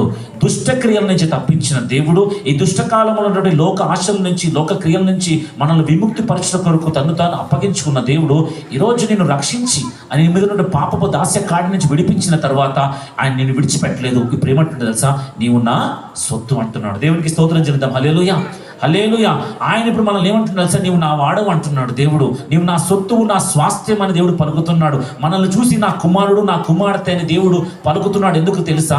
ఈ దుష్ట కాలం నుంచి, ఈ దుష్ట క్రియల నుంచి దేవుడు మనం విముక్తి పరిచి నన్ను సొత్తుగా మార్చుకున్నాడు అన్న దేవుడు. ఎంతమంది నిజంగా ఈరోజు నేను దేవుని సొత్తుగా ఉన్నా అన్నవారు దేవునికి స్తోత్రం చెప్దాం. హల్లెలూయా. నేను దేవుని సొత్తు, నేను దేవుని వాడను అన్నవారు నిజంగా దేవుని రక్షించబడిన వారిలో మనం ఉంటాం. హల్లెలూయా. ఈరోజు దేవుడు సొత్తుగా మార్చుకున్న తర్వాత దేవుడి మీద ఒక బాధ్యత పెట్టి ఉన్నాడు. కేవలం ఇక్కడ ఉన్నట్టు సేవకుల మీద కాదు, లేకపోతే ఇక్కడ సంఘ కాపురుల మీద కాదు, ఆయన సొత్తుగా మార్చబడిన ప్రతి ఒక్కరి మీద దేవుడు ఒక బాధ్యత పెట్టి ఉన్నాడు. ఏంటి ఆ బాధ్యత అంటే, మొదటి పేతురు రాసిన పత్రిక 2వ అధ్యాయం ఈ మాట చదివి ముగించుకుందాం. మొదటి పేతురు రాసిన పత్రిక 2వ అధ్యాయం 9వ వాక్యంలో ఈ మాట, అయితే మీరు చీకటి నుండి ఆశ్చర్యకరమైన తన వెలుగులోనికి మిమ్మల్ని పిలిచిన వారి గుణాతిశయములు ప్రచురము చేయ నిమిత్తము ఏర్పరచబడిన వంశమును, రాజులైన యాజక సమూహము, ప్రస్తుత జన సమూహము. ఎవరంట వీళ్ళందరూ? మీరందరూ గట్టిగా చెప్పాలి. ఎవరికంతా? దేవుని సొత్తైన ప్రజలై ఉన్నారు. వీళ్ళందరూ ఎవరు తెలుసా? వీళ్ళందరూ దేవుని సొత్తైన ప్రజలను దేవుడి రోజునాక ఏ మాట మాట్లాడుతుంటే, మీరందరూ ఏర్పరచబడిన వంశమై ఉన్నారు, మీరందరూ రాజులై ఉన్నారు. ఈరోజు ఎంతమంది చెప్తాం నేను రాజునని? మేము కాదండి రాజు అంటారు. మనమందరం కూడా యేసుక్రీస్తు రక్తంలో కడబడిన వారు మనమందరం కూడా, ఆయన సొత్తుగా మార్చబడిన మనమందరిని కూడా ఈరోజు దేవుడు మనకు ఒక బిరుదు ఇస్తుంది. ఏమని తెలుసా? మీరు రాజులైన యాజక సమూహము, మిమ్మల్ని నేను ఒక ఏర్పరచబడిన వంశంగా మార్చుతున్నాను అన్నాడు అని మీకు ఒక బాధ్యత ఇస్తున్నాడు. ఏంటి తెలుసా? పై వచ్చిన ఆ పై ఒక్క మాట చదువుతాను. ఏమని తెలుసా? మీరు చీకటి నుండి ఆశ్చర్యకరమైన తన వెలుగులోని మిమ్మల్ని పిలిపించిన వాని గుణాతిశయములను ప్రచురము చేయుటకు. దేవునికి స్తోత్రం చెల్లిద్దాం. ఆయన నిన్ను దుష్ట కార్యం నుంచి విడిపించి, ఆయన నిన్ను సొత్తుగా మార్చుకొని, నిన్ను ఒక ఏర్పరచబడిన వంశంగా మార్చి, నిన్ను రాజుగా మార్చిన దేవుడు ఆయన కోరుకుంటుంది ఒకటి ఏంటి తెలుసా? ఆయన గుణాతిశయమును ప్రచురం చేయాలి. ఆయన యొక్క సువార్తను ప్రకటించడం కొరకే నేను ఏర్పరచుకున్నాడు దేవుడు. నాది కాదండి బాధ్యత, నాకు లేదండి బాధ్యత, సేవకులదే, పాస్టర్ గారిది ఈ బాధ్యత అనుకోని కానీ కూర్చోకూడదు. ఎందుకంటే ఈ బాధ్యత ప్రతి ఒక్కరి మీద ఉంది. ఇంతవరకు అన్న చెప్తున్నాడు ఏమని తెలుసా? మార్కు సువార్తలు చివరాజ్యాలు ఏం తెలుసా? ఆయన సర్వలోకములకు వెళ్ళి సర్వ సృష్టికి సువార్త ప్రకటించమని శిష్యులకు మాత్రమే చెప్పలేదు, రక్షింపబడిన ప్రతి ఒక్కరి మీద ఆ బాధ్యత ఉంది. హల్లెలూయా. ఈరోజు రక్షింపబడిన ప్రతి ఒక్కరి మీద బాధ్యత ఏంటి తెలుసా? నేను రాజుగా మార్చింది ఎందుకు తెలుసా? నేను ఆయన సొత్తుగా మార్చుకుని ఎందుకు తెలుసా? తన్ను తాను అప్పగించుకొని నేను ఈ రీతిగా ఆయన దగ్గర చేర్చుకునేందుకు తెలుసా? ఖాళీగా కూర్చొని ఏదో ఇలా గుడ్ ఫ్రైడే ఆరాధనకి వెళ్ళి చూసేసి, లేకపోతే క్రిస్మస్ ఆరాధనకి వెళ్ళి చూసేసి, సంఘానికి వెళ్ళి ఆదివారం ఆరాధన చూసుకొని వెళ్ళిపోవడానికి కాదు. ఆయన గుణాతిశయములను ప్రతి దినం ప్రచురము చేయించడం కొరకు చీకటిలో నిన్ను ఏర్పరచుకున్నాడు దేవుడు. దేవునికి స్తోత్రం చెల్లిద్దాం. హల్లెలూయా, హల్లెలూయా. అందుకే ఆయన నిజంగా ఈ దినమున అవన్నీ కార్యాలు చేసిన తర్వాత ఇప్పుడు దేవుడు అంటున్న ఆత్మను అప్పగించుకుంటున్నాను అన్నాడు. ఈరోజు నిజంగా క్రైస్తవులుగా చెప్పబడుతున్న మనమందరం కూడా, క్రీస్తుని ఎరిగిన వారముగా చెప్పబడుతున్న మనందరం కూడా ఒక దినముని లోకంలో అందరూ కూడా మరణించవలసిందే. ఏ ఒక్కరు కూడా ఈ లోకంలో జీవిస్తాము, ఈ లోకంలో శాశ్వతంగా ఉంటామని చెప్పుటకు అవకాశం లేదు. ఎవరైనా చెప్తారా ఈ లోకంలో శాశ్వతంగా నేను ఇక్కడే ఉండిపోతానని? లేదు. ఒక దినాన్ని ఖచ్చితంగా మనం ఈ లోకాన్ని విడిచిపెట్టి వెళ్ళవలసిన వారే విన్నాం. ఆ రోజు నిజంగా ప్రభువా ఈ లోకంలో నన్ను పంపించినందుకు, ఈ లోకంలో నన్ను ఏర్పరచుకున్నందుకు, ఈ లోకంలో నన్ను రాజుగా నియమించుకున్నందుకు, నన్ను ఒక ప్రత్యేక వంశముగా నువ్వు మార్చినందుకు, నీ చిత్త ప్రకారము నేను ఈ గుణాతిశయంలో ప్రచురము చేశాను. ఇప్పుడు నా ఆత్మను నీ చేతికి అప్పగించుకుంటున్నాను ప్రభువా అని చెప్పగల సత్తాను మన క్రైస్తవులుగా మనం జీవించాలి. దేవునికి స్తోత్రం చెల్లిద్దాం. హల్లెలూయా. అది చేయకుండా ఏదో కృత్యం పుట్టాము, క్రైస్తవులుగా జీవించాము, దేవుని ఆరాధన చేస్తాం, నాకు కలిగిన దశంభాగ్యం ఇచ్చాను, నాకు తెలిసి కానికిచ్చాను వెళ్ళిపోతే అది సరిపోదు. దేవుడు అవి కోరుకోవట్లేదు. దేవుడు కోరుకుంటుంది ఏంటి తెలుసా? నిన్ను సొత్తుగా మార్చుకుంది ఎందుకు తెలుసా? తన్ను తాను అప్పగించుకుంది ఎందుకు తెలుసా? తన గుణాతిశయంలో ప్రచురము చేసి, నీవు కూడా ఒక దినం మన దేవుని సన్నిధికి వెళుతున్నప్పుడు నీవు స్వేచ్ఛగా నిజంగా ధైర్యంగా ప్రభువా నీవు చెప్పిన ప్రకారం నీ చిత్తానుసారంగా జీవించి ఈరోజు నా ఆత్మను నీ చేతికి అప్పగిస్తున్నాను అని చెప్పగల ధైర్యము, శక్తిని మనం కలిగి జీవించాలి. దేవునికి స్తోత్రం చెల్లిద్దాం. అటువంటి పరిస్థితుల్లోనికి మనం నడిపించబడాలి. యేసుక్రీస్తు ప్రభు లోకానికి వచ్చిన తర్వాత ఆయన 33.5 సంవత్సరాలు బ్రతికి ఆయన ఏ పాపము, ఏ నేరము, పరిశుద్ధునిగా జీవించాడు దేవుడు. హల్లెలూయా. పరిశుద్ధునిగా జీవించి ఈరోజు నిజంగా ఆయన పరిశుద్ధముగా తన ఆత్మను తండ్రికి అప్పగిస్తున్నాడు. ఈ లోకంలో జీవించి మన జీవితాల్లో కూడా ఇష్టానుసారంగా జీవించి అపవిత్రమైన కార్యాలు చేసుకుంటూ పాపంలో బ్రతుకుతుంటూ ఇష్టానుసారమైన జీవిస్తూ చివరి దినం వచ్చినాక ప్రభా నా ఆత్మను అప్పగిస్తున్నానంటే అంగీకరిస్తాడా? అంగీకరిస్తాడా? ఇల్లంతా మనం ఊరంతా తిరిగి వస్తాం, ఊరంతా తిరిగి వచ్చి మన చెప్పులు ఇంట్లో వేసుకొని బయటకు లోపలికి వెళ్ళిపోతామా? బయట ఇడిచి వెళ్ళిపోతాం. ఎందుకు? దానికి ఏముంటుంది? మురుకుంటుంది. ఈరోజు నిజంగా ఈ ప్రపంచ లోకమంతా కూడా లోక దుష్క్రియలు, కాలంలో బ్రతుకుతున్న మనం అందరం కూడా వాటన్నిటిని మన భుజాల మీద వేసుకొని మన చివరి దినం వచ్చినప్పుడు ప్రభా నీ చేతికి నా ఆత్మను అప్పగిస్తున్నానయ్యా అని అంటే దేవుడు అంగీకరిస్తాడా? అంగీకరిస్తాడా? మనకందరి కింద ఒక సేవకుడు మాట్లాడుతున్నారు. స్టెఫను రాళ్ళతో కొట్టబడి చంపబడి ఉన్నాడు. సేవకుడు నిజంగా ఆయన పాస్టర్ కాదంట. స్టెఫను సేవకుడా కాదు, ఆయన పరిచారకుడు. కానీ దేవుడు ఆయనకి ఎంత జ్ఞానం ఇచ్చాడంటే ధర్మశాస్త్ర లేఖనాలన్నీ కూడా క్షుణ్ణంగా అందరికి అర్థమయ్యే రీతిలో వివరించగలంట గొప్ప జ్ఞానం ఇచ్చాడు స్టెఫనుకు. స్టెఫను చేసిన అన్యాయం ఏమి లేదు, కానీ స్టెఫను ఆ సువార్త ప్రకటిస్తున్నందుకు, ఆ సువార్త ఆయన గుణాతిశయంలో ప్రకటిస్తున్నందుకు ఆయన మీద ఏం చేస్తారు? రాళ్లతో దాడి చేస్తారు. అయితే అప్పుడు కూడా స్టెఫను మాట్లాడుతున్న మాట ఏంటి తెలుసా? వీరు ఏం చేస్తున్నాడు? వీరు తెలియక క్షమించి ప్రభు నా ఆత్మను అప్పగిస్తున్నాను అన్నాడు. ఈరోజు నిజంగా కూడి వచ్చిన మన జీవితంలో, ఇక్కడ కూర్చున్న మన జీవితంలో కూడా ఎవరైనా సరే ఏ రోజు మన అంతమో తెలీదు, ఏ రోజు మనము మన జీవితాన్ని ముగిస్తామో తెలీదు, కానీ ఆ మన జీవితం ముగించేలోపు అయ్యా నీ గుణాతిశయం నేను ప్రచురించాను, ఇప్పుడు నా ఆత్మ నీ చేతికి అప్పగిస్తాను ప్రభా అని చెప్పగల ధైర్యము కనుక మనం జీవిస్తే అప్పుడు దేవుడు అంటాడు నీవు నా కుమారుడువే, నా సొత్తు అని దేవుడు అంటాడు. దేవునికి స్తోత్రం చెల్లిద్దాం. అందుకే దేవుడు అంటాడు చివరి మాట, 7వ మాట ఏమంటాడు తెలుసా? అప్పుడు యేసు గొప్ప శబ్దంతో కేక వేసి తండ్రి నీ చేతికి నా ఆత్మను అప్పగించుకుంటున్నాడు. ఆత్మను వచ్చి ఎవరో తీసుకెళ్ళట్లేదు, ఆయనంతలా ఆయనే ధైర్యంగా అప్పగించుకుంటున్నాడు. ఏమో తెలుసా? నువ్వు పంపించిన కార్యాలన్నీ కూడా నేను ఇక్కడ నెరవేర్చాను. ఈరోజు అదే బాధ్యత మనందరి మీద దేవుడు పెట్టాడు. ఏంటో తెలుసా? మనల్ని అందరూ ఆయన సొత్తుగా మార్చుకుంటూ తన్ను తాను అప్పగించుకున్నాడు. ఈ లోకపు దుష్ట క్రియల నుంచి, ఈ లోకపు దుష్ట కాలముల నుంచి మనల్ని విడిపించుటకు తను తాను అప్పగించుకున్నాడు. మనల్ని విమోచించుటకు తను తాను అప్పగించుకున్నాడు. అప్పగించుకున్న దేవుడు మన మీద ఒక బాధ్యత పెడుతున్నాడు. సొత్తుగా మార్చిన తర్వాత నీవు నా కుమారుడివి అన్నాడు, నా కుమార్తెగా అన్నాడు. ఈరోజు మన పిల్లలు మనం వారు ఎదిగి పెద్దగిన తర్వాత వారి మీద మనం బ్రతకాల్సిన అవసరం ఉంటుంది. ఒక సభ వచ్చిన తర్వాత నా కుమారుడు ఉన్నాడు, నాకు ఏం కాదు, నా కుమార్తెంది, నాకు ఏం కాదు అని అనుకుంటామా? ఈరోజు దేవుడు కూడా తన కుమారుడు తన కుమార్తెను సొత్తుగా మార్చుకున్న మన జీవితంలో ఒక బాధ్యత ఇస్తున్నాడు. ఆయన గుణాతిశయులు, ఆయన రక్షణ సువార్తను ఈ లోకంలో ప్రకటించే బాధ్యత మన మీద పెట్టి ఉన్నాడు. ఎప్పుడైతే అది మనము ఈ లోకంలో జీవించినప్పుడు యేసుక్రీస్తు ప్రభులు కోరుకునే రీతిగా మనము కనుక ఆయన గుణాతిశయంలో ప్రచురము చేసి మన చివరి దినము, మనం అంత దినమున ఒకవేళ ఆ రీతిగా మనం బ్రతికినట్లయితే మన ఆత్మను కూడా మన దేవుని చేతికి అప్పగించినప్పుడు ఆయన స్వీకరించకుండా దేవుడు సిద్ధంగా ఉన్నాడు. హల్లెలూయా. ఇష్టానుసారంగా తిరిగేసి ఇష్టానుసారంగా మాట్లాడి పాపపు బ్రతుకులు పాపమనే మరి కాడిని మనం మోసుకుంటూ ప్రభా చివరి దినం వచ్చినా కానీ నా ఆత్మను అప్పగిస్తున్నాను ప్రభా అంటే ఆయన అంగీకరించాడు. కనుక యేసుక్రీస్తు ప్రభులు ఇంకా నువ్వు ఎరగకపోతే, ఇంకా యేసుక్రీస్తు ప్రభులు నీ పాపముల కొరకు ఆయన శివ మరణం పొందాడు నమ్మకపోతే, ఇదే నిజంగా మిక్కిలి అనుకూలమైన సమయం. ఎక్కడన్నా కూర్చున్న వారు ఎవరు కూడా ఇంకా రక్షణలోకి లేకపోతే, ఇంకా యేసుక్రీస్తు ప్రభులు ఈ లోకంలో ఎందుకు మరణించాడని తెలియకపోతే, ఇప్పుడు వారికి 7 మాటలు నిజంగా ఆయన పలికినటువంటి శిలువలో పలికిన 7 మాటల ధ్యానం ద్వారా మీరు ఈ దినం నిజంగా రక్షణకు రండి. ఈ దినం రక్షణకు రండి. యేసుక్రీస్తు ప్రభులు వారు నిజంగా ఎందుకు అప్పగించుకోవాల్సి వచ్చిందో తెలుసుకున్నారు, ఎందుకు ఆయన ఈ లోకానికి వచ్చి ఉన్నాడు తెలుసుకున్నాడు. మన మీద ఉన్నటువంటి భారమును తొలగించడం కొరకు ఇంకో మాట చెప్పి ముగించేస్తాను. ఒక దగ్గర ఏముంటుంది తెలుసా? ఈ లోకంలో ప్రతి ఒక్క మనిషికి కూడా భయం ఉంటుంది. ఒక భయం, ఏం భయం తెలుసా? మరణ భయం ఉంది ప్రతి ఒక్కరికి కూడా. ప్రతి ఒక్కరు ఎవరు ఇక్కడ కూర్చున్న వాళ్ళు ఎవరికైనా నాకేం మరణ భయం లేదని వారు ఉన్నారా? ప్రతి ఒక్క మానవుడికి మరణ భయం ఉంది. సాతాను అపవాదంట. హెబ్రీయులకు రాసిన పత్రిక మాట ఉంది, ఈ మాట చెప్పి ముగించేస్తాను. హెబ్రీయులకు రాసిన పత్రిక, సారీ పాస్టర్ గారు 2 minutes. హెబ్రీయులకు రాసిన పత్రిక 2వ అధ్యాయము 14వ వాక్యం నుంచి చదువుకుందాం.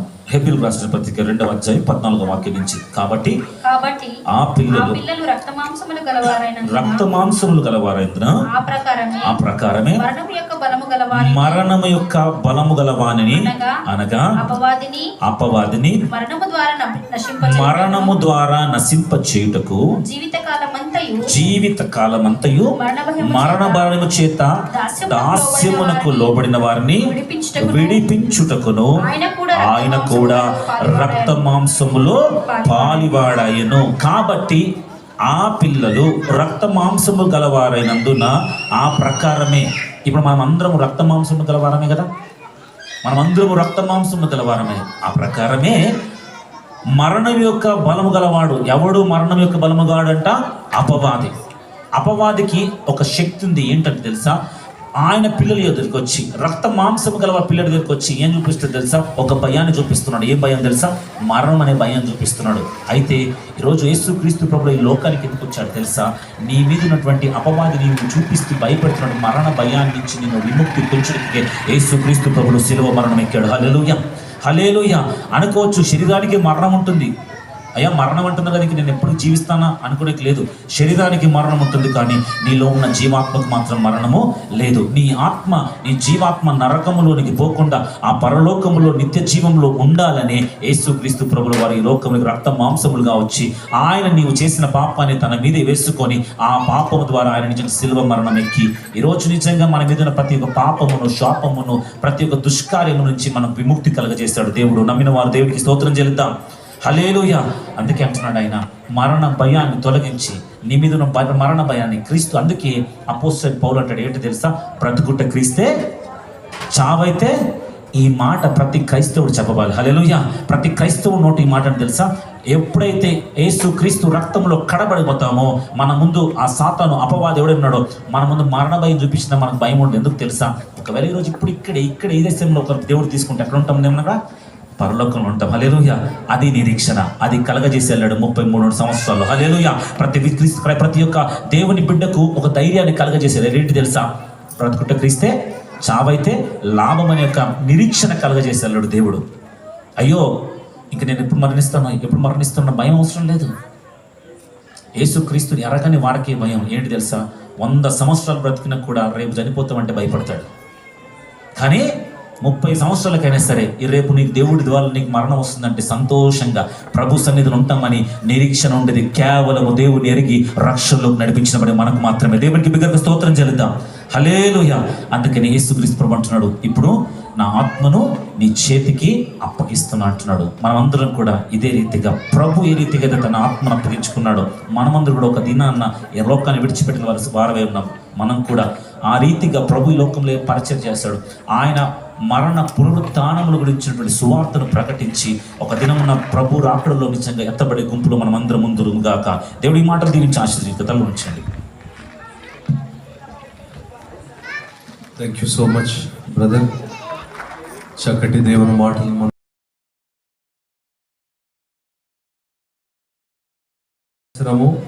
ఇక్కడే నిలబడి 6 మంది ఇదే విధముగా దేవుని మాటలను సిలువపై పలికినటువంటి 7 మాటలను ఈ విధంగానే ప్రకటించడం జరిగింది.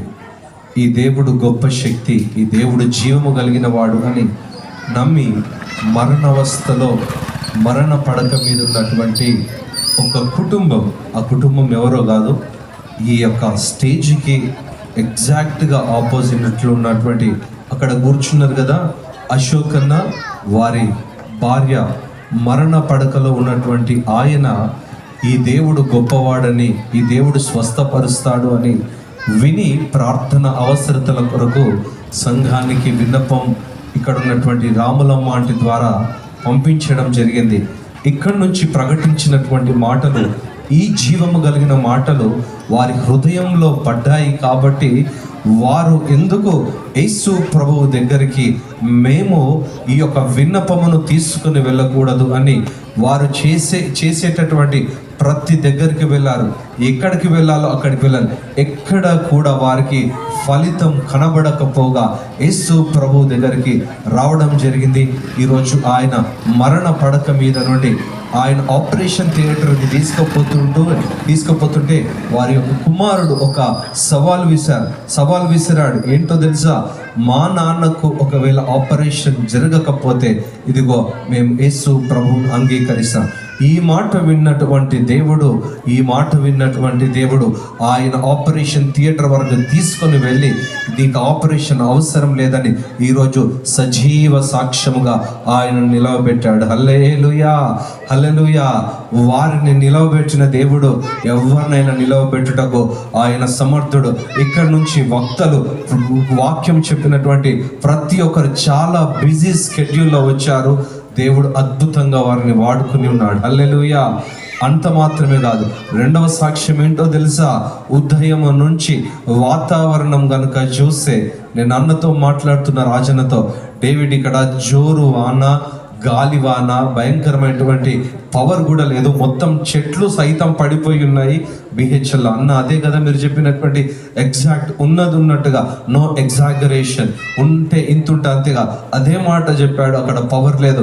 వర్షం ఆయా ప్రాంతంలో వస్తున్నటువంటి యవన బిడ్డలు చెప్పారు, భయంకరమైనటువంటి కుంభ వర్షం. ప్రార్థన చేస్తూ ఉన్నాము, మందిరంలో ఉండి ప్రార్థన, దేవుని సన్నిధిలో ప్రార్థన చేయడానికి ప్రార్థన వీరులను దేవుడు మాకు అనుగ్రహించాడు. హల్లెలూయా.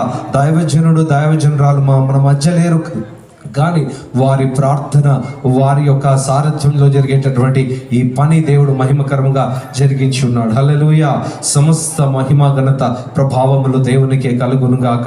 ఎందుకు ఈ 2 సాక్ష్యములు చెప్పాము అనంటే, ఇప్పటి వరకు చెప్పినటువంటి మాటలు ఆయన మొదటి రాకడ గురించి చెప్పబడి ఉన్నాయి.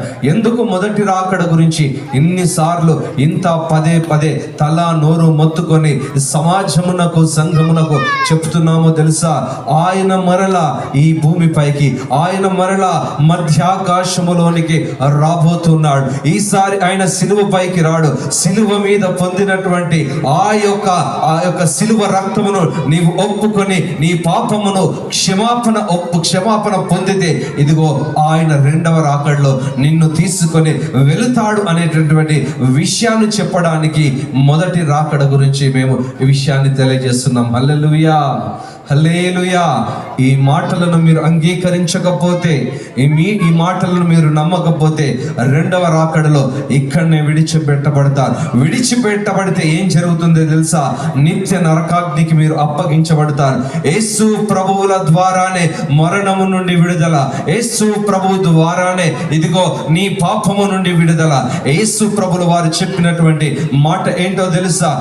యోహాను సువార్తలో నేనే మార్గము, నేనే సత్యము, నేనే జీవం. దేనికి మార్గము తెలుసా?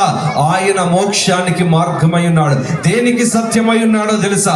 ఆయనే సజీవమైనటువంటి దేవుడిని తనను తాను ప్రకటించుకున్నటువంటి మాట ఈ సమాజానికి, సంఘానికి మరి ఒకసారి తెలియజేస్తున్నాను. అందరూ మోకరించినట్లయితే ప్రార్థన చేద్దాం. ఇదిగో దేవుడు నీ కొరకు వచ్చి ఉన్నాడు. ఇదిగో దేవుడు నీ కొరకు ప్రాణం పెట్టాడు. ఇదిగో దేవుడు నీ కొరకు రక్తము కార్చాడు. ఇదిగో ఏ మనుష్యుడు కూడా సమీపించలేనటువంటి తేజస్సులో ఉన్నటువంటి నా దేవుడు నీ ఎదుట అర్ధనగ్నంగా ఆ మండు టెండలో మిట్ట మధ్యాహ్నం 2 చేతులు చాచి నీ కొరకు మరణానికి అప్పగించబడ్డాడు. ఎందుకో తెలుసా? నీ మరణ భయము నుండి విడిపించడానికి. ఎందుకో తెలుసా? నీ మరణము నుండి విడిపించి నీ పాపము నుండి విడిపించడానికి అధికారం యేసు ప్రభువుల వారికి మాత్రమే కాదు, నశించిన దానిని వెదకి రక్షించడానికి ఆయన ఈ లోకమునకు వచ్చినాడు. నీవు అక్రమ సంబంధముల చేత నశించిపోయావా? నీవు త్రాగుడికి బానిస అయి నశించిపోయావా? నువ్వు ఇంకా దేని ద్వారా నశించిపోయినా పర్వాలేదు, రా యేసయ్య దగ్గరకు. నీ సమస్య ఎట్టిదైనా పర్వాలేదు, ఆయన రక్తములో ప్రతి పాపము నుండి విడుదల కలుగుతుంది. నిత్య రాజ్యమునకు నీకు వారసుడుగా దేవుడు చేయబోతున్నాడు. ఈ యొక్క సమయంలో చివరి ప్రార్థన జాన్ ముందుకు వచ్చి ప్రార్థన చేస్తాడు. హల్లెలూయా, హల్లెలూయా.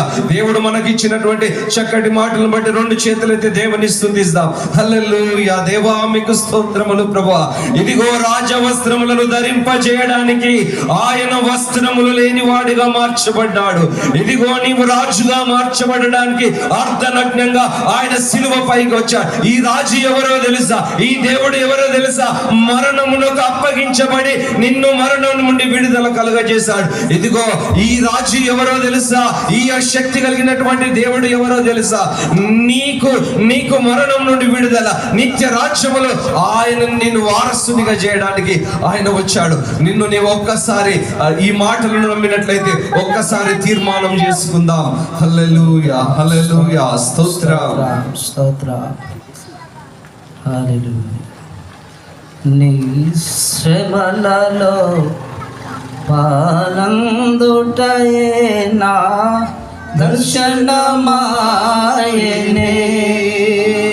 నా తనువందున శ్రమలు సహించి నీ వారసుడనైతేనే. నీ శ్రమలలో పాలందుటయే నా దర్శనమాయనే, నా తనువందున శ్రమలు సహించి నీ వారసుడనైతేనే. నా ధన్యత, నా భాగ్యము ఏమని వివరింతును?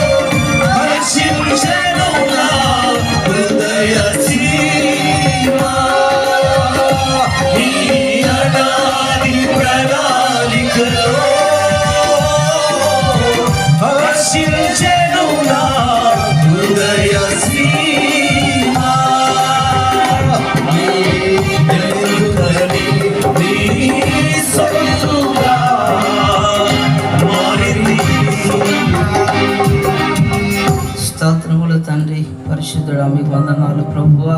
ఈ పూట నా తండ్రి మీరు పలికిన సిలువలో నా తండ్రి 7 మాటలు నా ప్రభువా ధ్యానించుచుండగా నా తండ్రి వారి సమయాన్ని వెచ్చించిన ప్రభువా మీ యొక్క దాసులు పలికిన మాటలు నా తండ్రి విరుద్ధంగా పోనీక ప్రభువా వారు జయాల బదులుపరుచుకొని నా తండ్రి నీ రాకడ వరకు నా తండ్రి వెలుగుచు ప్రకాశవంతమైన దీపాలుగా మారటకు మీ సహాయము దయచేయండి.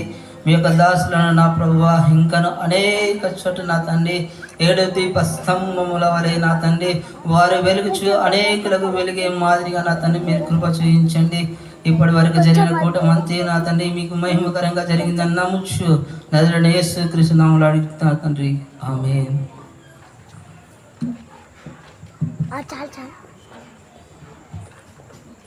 మన తండ్రి అయిన దేవుని యొక్క ప్రేమయు ప్రభువైన యేసుక్రీస్తు యొక్క కృపయు పరిశుద్ధాత్మక అన్యోన్య సహవాసము ఇప్పుడును ఎల్లప్పుడూ కూడిన మనకును లోకంలో సకల పరిశుద్ధులకు ఆ రీతిగానే కూడికను ఏర్పాటు చేసిన దైవ సేవకులకు వారి కుటుంబానికి వారి సంఘానికి సదాకాలము తోడే ఉండును గాక, ఆమేన్. దయచేసి మీ కొరకు చక్కటి భోజనాలు ఏర్పాటు చేయబడ్డాయి. ఎవరైనా త్వరగా వచ్చి భోజనాలకు సిద్ధపడ